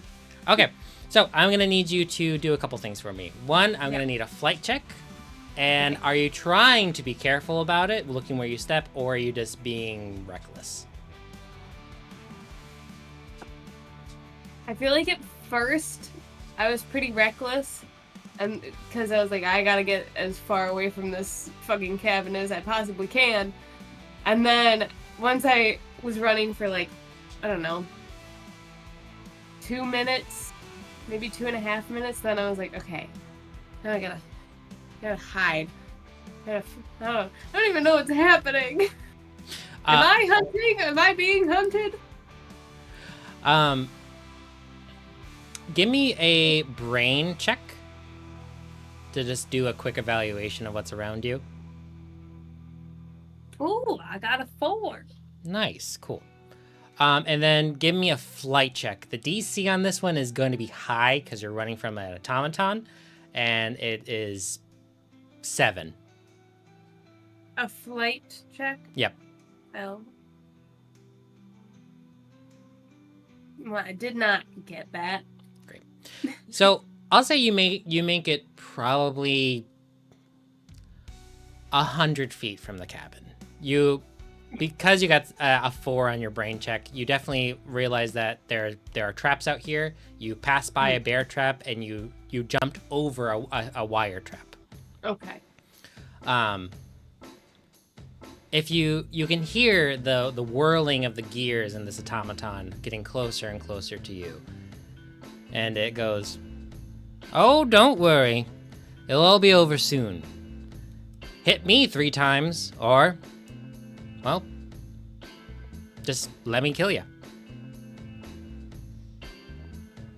What the fuck? What do you want to do? I would say it's from you, the automaton is probably about 40 feet. Okay, well, I guess I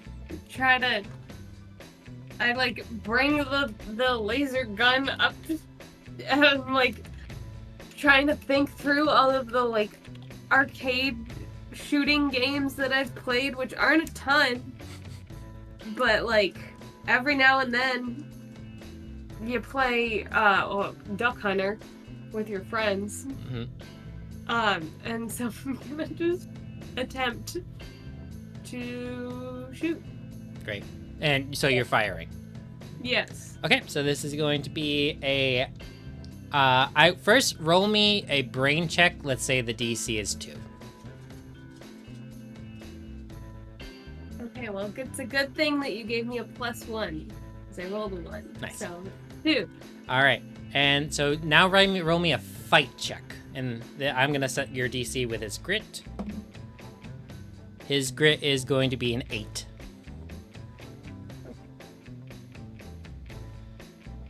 Okay, I rolled a 2 +5, so I'm gonna use a point to get to 8. You make it? Yes.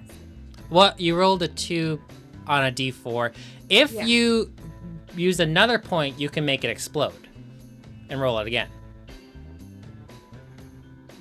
Do I need to? You don't need to. Okay. I'm just saying you can get a higher hit, is what I'm saying. I'm gonna just do. We're very much like I don't know what I'm doing. Okay, great. So, Great. if it barely hits, it barely hits. Love that. So aim, fire, hit it. Easy peasy. Pew! The arm that you put on him, you hit him right in the shoulder. Nice. Make me another flight check to see if you can hide from him fast enough. That's going to be Nope. a DC 6. Nope. Nope. Turns, looks at you, sees you, and starts running towards you. Is there a tree? Yeah, let's say that you're behind a tree right now. Okay. Can I try to? Are there branches that I can like? This is like a thick old forest, so it's kind of tall. You could try to clamber up it. It would just be a bit difficult. I'm gonna look at it. I'm gonna run back to, like, around the tree and try to like go back towards the cabin. Okay. Yeah. Roll me another flight check. This one's gonna be a DC because I'm guessing you want to be quiet too, right? Yeah. So flight, he gets quiet, and to get there fast enough before he realizes that you're not behind the tree anymore, it's gonna be DC 10. Oh, that is a 4. Explodes. That's another. Oh my 4. god. Explodes again. And that's a 1. Cool. I'm gonna use a point, That and was- then I get to 10. Love it. Love it. Love it. Love it. Love it. All right, cool. You make it all the way back to the cabin. He does not realize he sees that you're not behind the tree, and he keeps going forward. What do you want Okay, to do? I'm gonna go inside the cabin. And is there like a window that I can open up and like try to take a sniper? The only Okay. thing that is access to the outside from in the cabin is the wall that fell down that Oh. have revealed it. Can I get behind a chair? Sure. Yep. Like, push a chair up close to the wall that's not. And can I take aim again? Sure. Yep. He's walking away from you. Let's say it's gonna be a hard if you want to try to fire at him again because he's now because you were 100 feet away from the cabin. You ran back to the cabin 100 feet. So let's just say he's like 120 feet away right now. So let's say the brain check is going to be DC 6 and the fight check will just be your damage. So just hit that. Okay, that's a 4. I'm also assuming that there's a scope on this rifle. That's what I'm I assuming. hope so. So that's a 7 for the brain. Great. So you make that. And so so basically roll your fight to see. That's 6. Oh. Because I got a 1 and you said I have a +5 for fight. He rolled a 2 and he gets a +3 to grit. So you get that one. So another shot fired. He now knows where you are and he is turning around, running directly towards you. Can I shoot him again while he's running at me? Sure, if you want to try to. As he is running towards you, 3 drones pop out from the back of him and now are also gunning towards you. They are flying and they are getting fast. So Cheater. do another brain check. Let's say he's a little bit closer now, so they're going to drop it down to a DC 5. Well, that's a 3 for the brain. And I only have 1 point left. So, Do you have any bonuses to bring? yeah, I already added that too. Oh. So, no. So, okay, so you still can fire, but we'll just see if you hit him, right? It'll be a luck check at this point. So if you want to fire, you can. Yeah. Yeah. Okay, you just roll me your fight. and I'm gonna roll a d20 and see if it hits him. Jesus Christ. So that's... I rolled a 4 and then a 3. And you said it's fight? Yep. So that's +5. So 12. Holy shit. All right, so I'm gonna roll a d20. I'm gonna Okay. say I'm gonna say you want 5 or higher. Okay. Okay, so you got a 75% chance. Yeah. 16. Okay. Great. Easy. All right, now I'm gonna roll his grit. Yeah. Got a 1. Yes. You boom. Last fire. The 3 drones are still after you. Well, what? They get to you. They make the distance between you. They see that you made that 3rd shot, and they just poof, fall apart. Okay, good. Okay. What do you want to do? I don't know. Can I get the fuck out of here? There's no way out right now. What? Make a brain check just to see what's around you. 3. All right. You see that there's no windows, no doors, except for the big open wall that's in this cabin. And you turn around and you see the automaton. Pat, Fuck. good job. You passed my test. What is this? Bravo. What kind of sick joke is this? I come in here looking for answers to save my dad and you fucking try to kill me? Okay, first of all, I didn't land a single shot on you. Second of all, yeah, Why? How does that make any sense? because if I give you the answers you need, I need to know that you are strong enough to act on them. Jesus, That is a fucked up system you've got here. You can blame my daughter. Who's your daughter? No one special. Don't worry about it. So okay. You have proven yourself worthy. And I find your reasoning to come to the mountain admirable and kind. Thanks. You remind me of my daughter, though. Just a little bit. The one that I'm supposed to blame for my fucking all of this? Okay, well, you weren't actually in any danger. I wasn't gonna hurt you. Well, you could have fooled me. Well, that's the whole point of a test. You don't know what the answer is. Yeah, but I feel like this could have been a much simpler test. Okay, well, where's the fun in that? I don't know. Less stressful. I got enough stress right now. Thank you very much. Well, I think you took 5 years off my life. well, I hope to repay that debt then. For passing my test, you gain the power to make automatons. Make the things that you bested. You have full control over them, and if you want to keep it, you can. That's totally okay. And for your father, Yeah. I had lots of time when you were hiding from me to think about what I could do to help him. I was hiding for like 2 seconds. I am a computer. Okay. My computers are real slow. Mm. Any computer I've dealt with, it takes like 4 minutes to type in my email address for school. Anyways, it's not a permanent solution, but it might help for a time. And he opens up his chest cavity, pulls out a little pump. I had one of my drones go back into your world temporarily to research what Death's Veil was.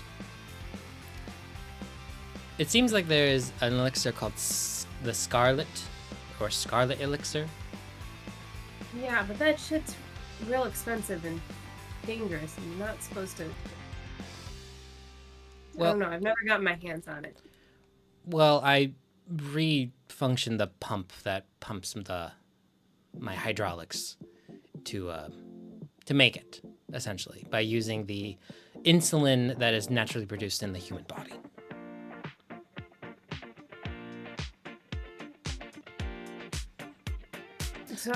So all you would have to do is just connect this to your father, and it will provide him with temporary relief. It won't cure him by any means, but it will help the pain. How long will it last? Depends how. Could be 5 years. It could be, I don't know, 5 months. From what I understand, that not a lot of people make it past 2 weeks. No, he's been real lucky. And my daughter made me because I was a soldier that fought and fell in the Great War. Hang on, your daughter made you? Yes. I know it's a thing. Okay. Yeah, whatever. I modeled off of somebody else, and I have his memories. And it's Oh. admirable of you, like her, to do everything to preserve your father. And I appreciate that. So he hands you a little gear. This is your prize. And do you have any more questions before I hand you this pump? I have so many questions, but I don't think I do not have the mental capacity to ask all of them. So Sorry, my dear. so I get, hang on, just to clarify. Yes. I get this pump Mhm. that'll magically pump out the scarlet. What's it called? Scarlet. Now it's proving to the Scarlet elixir. this, yeah. And I get. You mentioned something about automaton. Sorry, I was still like reeling over that whole ordeal. Understandable. There's things to go over. You'll find out in time what the extent of your true powers are. And I wish you luck. What's the basics of my power? You can control robotics. Okay, thank you. Side note, I will give everyone the description of their powers at the end. Yeah. Okay, fantastic. Pat goes to you. I wish you luck in your future endeavors, and I hope your father lasts as long as he can. Yeah, thanks. Me too. And he takes the pump out from his chest, and he powers off. And I catch it. Yep. As- And you catch it, and back outside the mountain. Real quick question. Everybody who's appearing outside the mountain, are they all appearing in the same place? No. basically? No. So I don't see her appear. No. Okay. Good. And I don't see where he is. He appeared before you did. Sure. But when I appear, do I, like... My eyes have been trained to clock each member of this band. Like, I'm saying, All right, so we'll make this a roll between the two of you then. Marrika, make a brain roll to see if you can to get them out of the crowd. And Haley, I want you to make are you trying to hide, or are you just trying to blend in?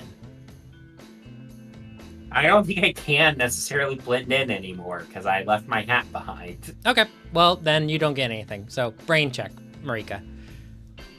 do I still have the +1 from the gun? Yeah. Cool. And I still have you still the have gun? the gun. That's a 3. 3. Okay, yeah, you easily. He's right there. He's like, I would say probably 10 feet from you. as you clock me and I turn and see you, I go, "Hi, why? If it isn't one of my favorite fans." Listen, Haley, any other day, this would be amazing. But I have a lot of stuff to process right now, so I'm gonna need you to, like, hang on to all this energy. I can't right now. Oh, thank you. I mean, oh, okay. All right. We bring ourselves to Marrika? Is that what it is? Akari. Akari. He just really likes my name. Yeah, it really is. It rolls off too well, and that's my problem. Akari, thank you. You just woke up and you're on the side of a pond, and all you see is a lightning dragon shooting lightning into a pond, and you see several fish bubble to the surface. And I'm no longer in the water with the pond. I scrambled away. Yeah, you're not in the water. Okay. Is there any sort of, like, large boulder, something for me to hide behind, something to duck behind, collect my thoughts, hide from this big old beast? There is it's dark, but with the lightning that illuminated everything, there is a crystal that you saw that was probably about 5 feet behind you that you could clamber behind. Okay, we're gonna dive that way and just kind of like put my back up against it. You do that. You hear from the dragon. Are you going to kill me with that wand?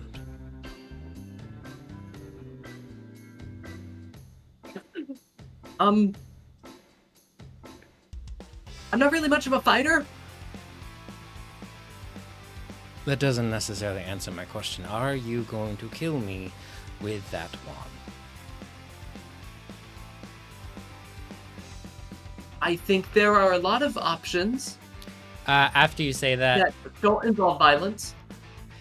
After you say that, a crystal that is embedded into his chest glows that also illuminates all the other crystals in the room, fully lighting up the room. Hiding is unnecessary, you know. Makes me feel better, though. Understandable. I wouldn't want to make you feel uncomfortable.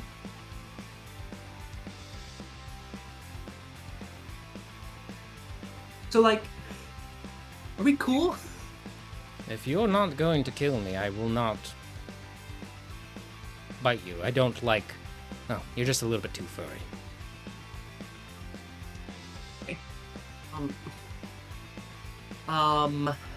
Okay. I will tentatively stand up. Look at him. Do you want some fish?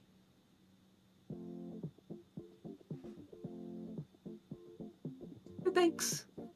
I'm good. You can, though.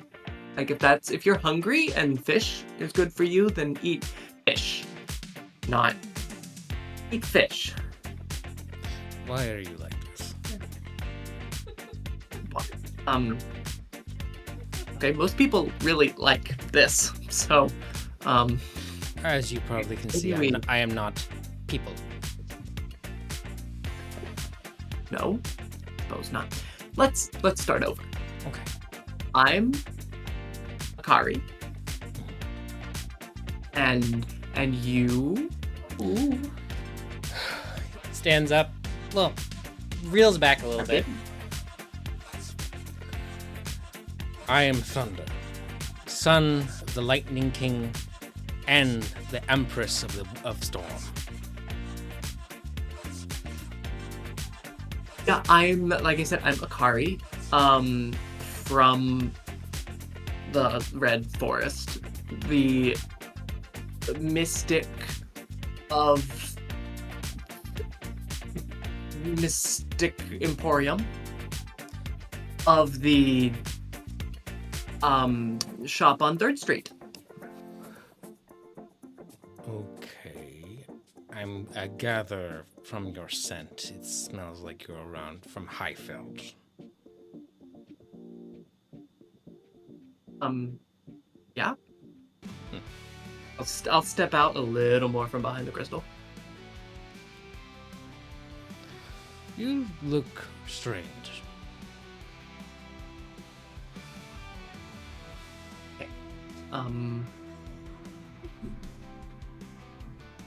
Thought we were getting on a better foot.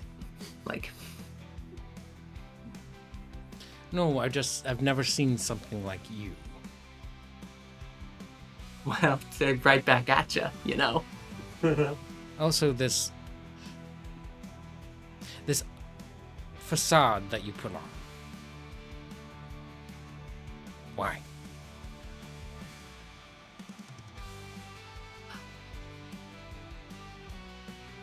You know, you and I don't really know each other well enough for personal questions yet. So, Well, I've been trapped here for the past 2,000 years, and I don't think you're gonna be able to figure out how to get out of here, so we must get acquainted. 2,000. Well, It's a lot. What day is it? I once got trapped under the bleachers in the gymnasium. You know how, like, when they're done with the pep rally, they, like, pack them all back up, like, against the wall. And I was back there with Mark, and we weren't quite sure that we wanted to attend the rest of the pep rally. And so we were back there, and then when everyone else was done, we were still, you know, hanging out. And then they closed it. And I was like, oh my gosh, Mark, we're going to get crushed and this is going to be awful. But he was like, hey, babe, I can stop it. And he like put up his arm and like caught one of the bleachers. And Mr. Johnson was like, oh, it's like, must be another technical like difficulty, you know? And so then he left, but we were trapped back there for like a good, I'm going to say until third period. And it was a really long time. But I am telling a story. Sorry. And it was a really eye-opening experience for me. So what I'm saying is I can totally relate.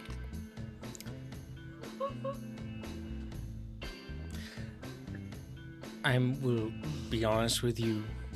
I understood wall, and that was the only word that you said that I had any point of reference towards. Oh, okay. So I went to school where you learn, and I retell the story. Just changing that one sentence.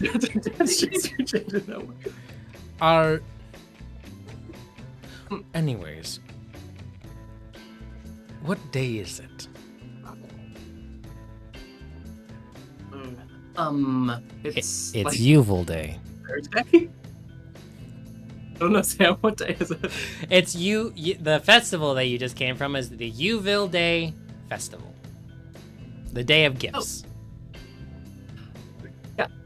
Well, it's like the day of gifts, you know. But like that's why I'm here. There's the party outside. I am corrected. Like you should totally join. Like maybe in another. I've been form trapped you can here do that, but... for. Right. We talked about this. The bleachers. I am sorry that you went to the mountain and came here. I have no gifts for you. That's fine. That's fine. Like, I'm frankly like there was this really like bat bitch that like pushed me off a cliff. So I'm not.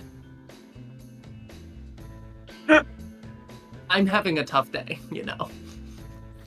Yes, I can sympathize. I've been having a tough Like, do you know who she is? Like, what's her deal? What's her problem, you know? Well, the river that you floated in on comes from the waterfalls that fall through the Mountain of Three. And I have not necessarily been in the Mountain of Three because I just live here. So, no, I do not know who that is. Because you just gave me the context clues of bitch. Okay. So, like, picture like a bit. you don't know school. You know what like a bat is. Yes. Looks Okay, up and now, there's several not like the bats flying baseball around. kind. Yeah, exactly. See, you know so much already. So, like, those wings, but, like, a woman's body, like, kind of attractive, but, like, you can tell she's, like, old. And I think there was, like, fire. And, like, a really mean face, like the kind of face that you look at and you go, like, you have some things to work out. And it all went so fast. She's not helpful with bridges. Well, I'm not familiar with the entity that you are speaking of. I'm sorry that you had to deal with an old hag, I guess it sounds like. That. Those are great words for her, yeah. As you guys are talking, you start hearing rumbling from above. Is that you? No, that's not me. That shouldn't be happening. We're gonna cut back to all of our friends back at the festival. I live in the mountain now. Yeah, she's trapped in the mountain. What are you guys doing real quick? Everyone, you see all the rest of the people that went to the mountain, they're slowly coming out, and their friends and families are hugging them. They're having a good time. Was it just the people in, like, were there other people aside from us who went into the mountain? Yeah. Okay. Probably a group of like 50 people. I'm gonna, like, look around. Does it seem like anybody... Does it, like, I guess my thing would be, so Flora didn't come with anyone. Do I notice that she's not going towards any family or friends? Let's do a brain check versus if you want to hide. I think I don't know if I'm sticking,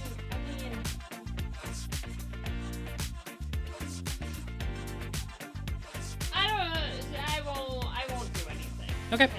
You can see. So yeah, just roll me a brain check. Let's say the DC is going to be 3. Just because you don't know this person. You don't know if they went in with somebody. Roll a 4, that explodes, and a 3, 7. Cool. You see this with various vibrant color outfit and vibrant colored hair. You are in the leotard still, from the trapeze artist. Oh. And wait, where's my clothes? Back in what? In the mountain. Do you know how many flowers I had to use to make my outfit? You see this fairy pop out, and they're just kind of wandering around. Just. I just wander over and I say, hey, you went into the mountain too? Yes, I did. I'm assuming you did too. Oh. Yes, I did. I'm assuming you did too. Yeah, I did. I just couldn't help but notice, everyone else seems to have sort of run off to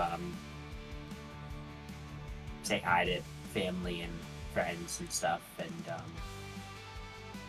and you and I suspect have something in common, and that is no one here with us. Yeah, my family doesn't know that I'm here.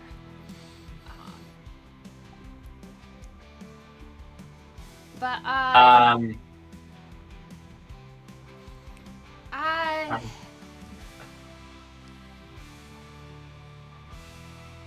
mean, I'm Flora. I'm not always the best to be around, but I think whatever gift I got in the mountain is supposed to help with that. Yeah, that was a hell of a thing.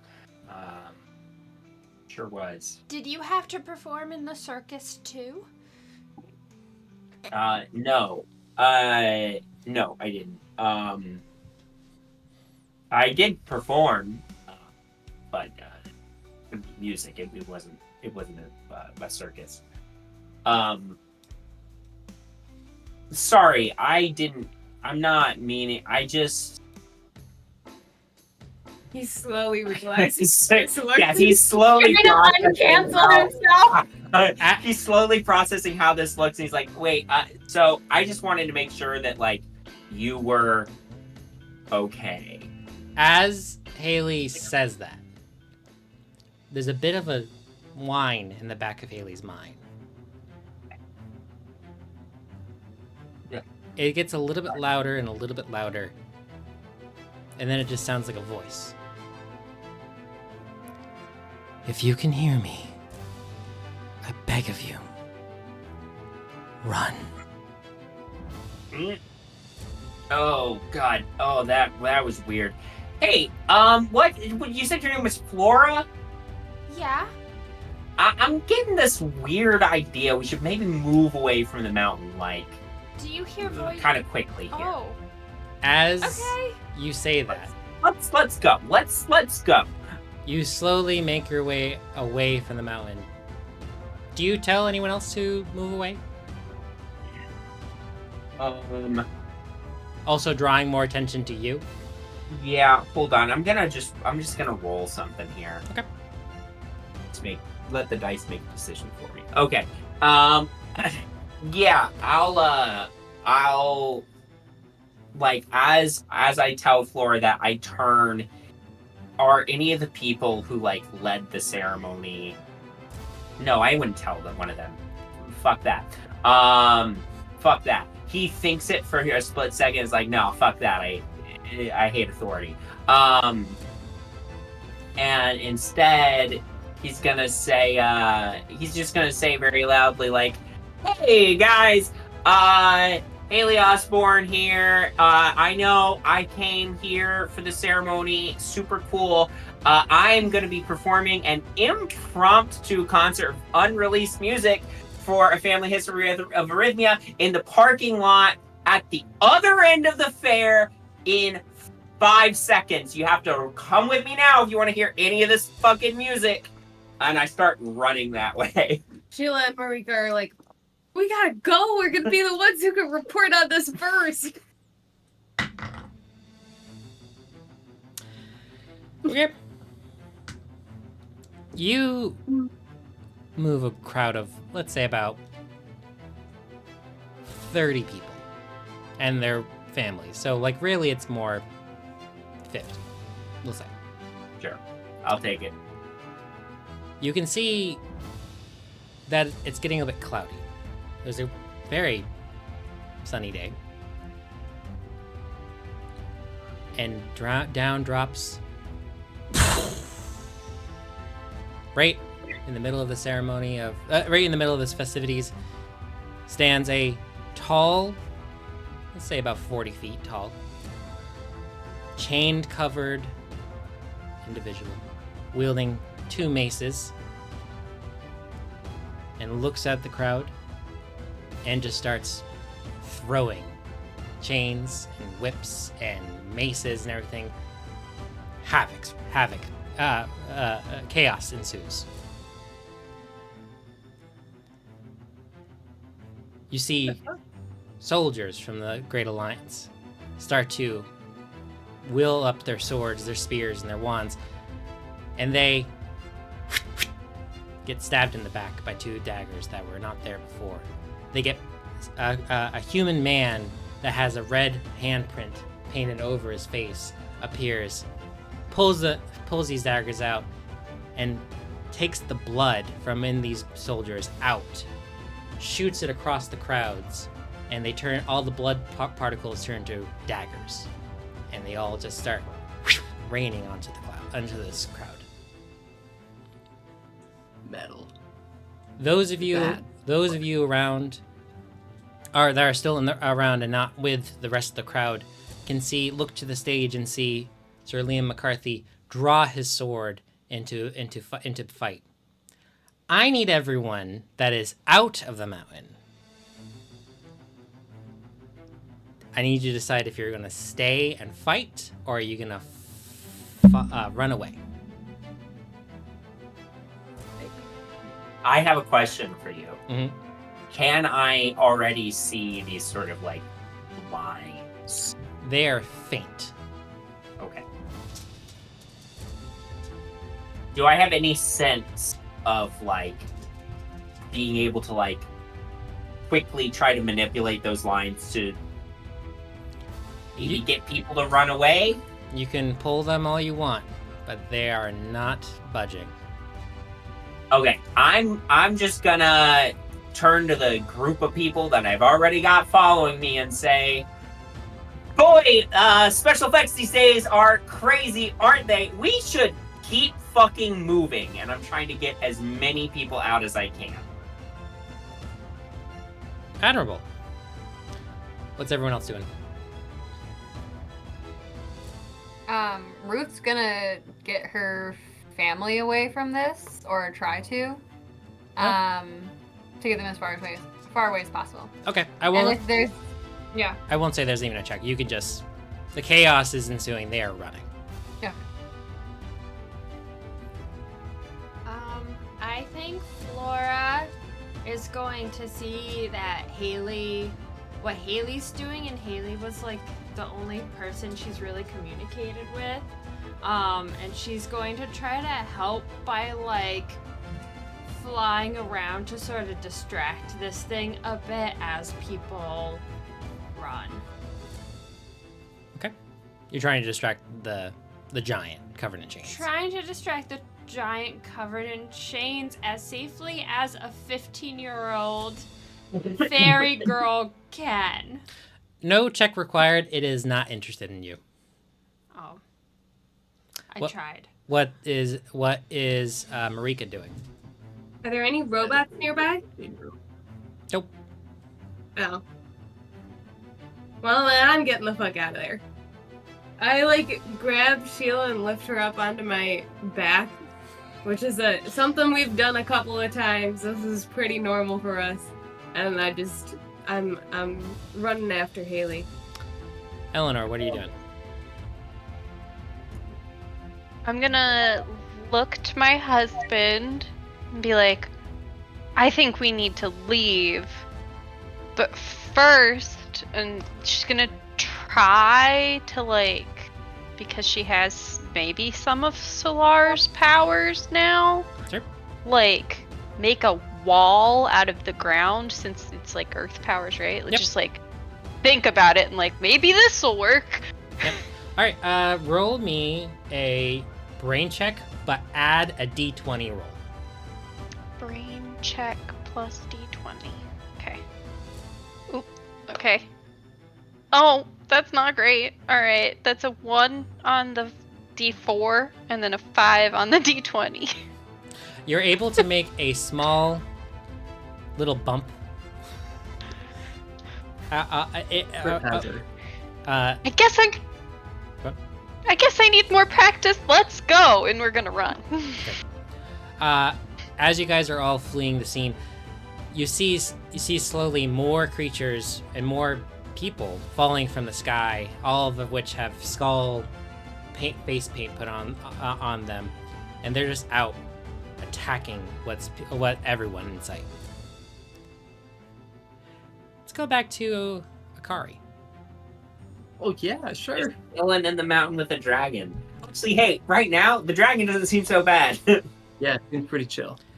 That big boom of the giant dropping sends a huge crack through the ceiling of this room. That's supposed to happen?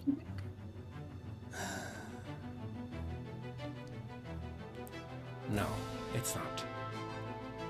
I know you don't trust me, but please come closer.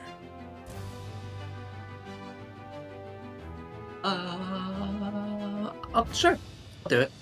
The thunder reaches his wing that you can see now has holes ripped up into it, and covers part of the wings are left over, covers it over you. I don't know what's going to happen, but I'll try my best to protect you. Thank you. Like you're really big and strong, so I think you're gonna do great. Like you called lightning earlier, right? So Yes. As you guys are talking, the rest of the ceiling falls, crushing the two of you.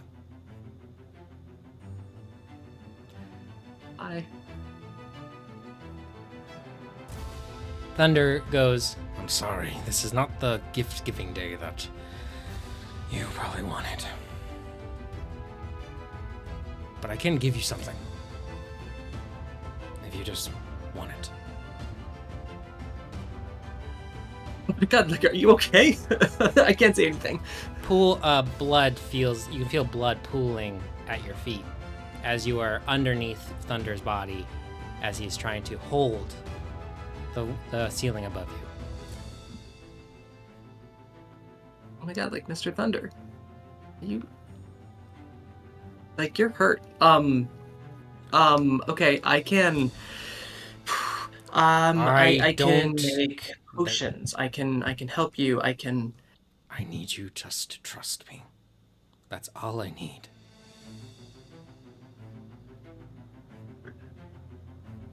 Yeah. I got him crazy. Yeah. A flash of light happens. And you drift into what? A vision? No, a memory. You are soaring across the sea alongside another dragon. And you look around you and you see scales. You look at another dragon and you don't sense fear, you don't sense a threat. You think of a maternal instinct towards this dragon. And you hear in Thunder's voice, relinquish your fears of this world and fly. And then, and for the rest of our friends that are out above ground, a giant flash of lightning strikes down. And appears is Akari. Made. How nearby does Akari appear to the group of people I'm trying to corral out? Akari is right at the base of the mountain, so pretty far now. Pretty far back. Okay. Yep. I see that flash of lightning. I'm like, yeah, we really gotta get moving, people. I really gotta get you guys out of here. Akari, around you stands chaos, dismay, people dying left and right. And you see a woman. She's wearing a black gown. She has her long silver hair tied up into a bun. A big bun in the back of her head. An elven woman. She looks at you and she goes, you're what we're looking for. She starts heading towards you. Sir Liam McCarthy stands in between you. And he goes, run. This woman takes up bones from her own body and extends them out to reach. A big skeletal hand goes to reach for you. He takes his long sword, slashes it in two, and you hear him say, you know that this means full-out war. And that's where we're ending things. Thanks so much for watching. If you like the video, please leave a like, and make sure you're subscribed so you can see all the new content that's on the way.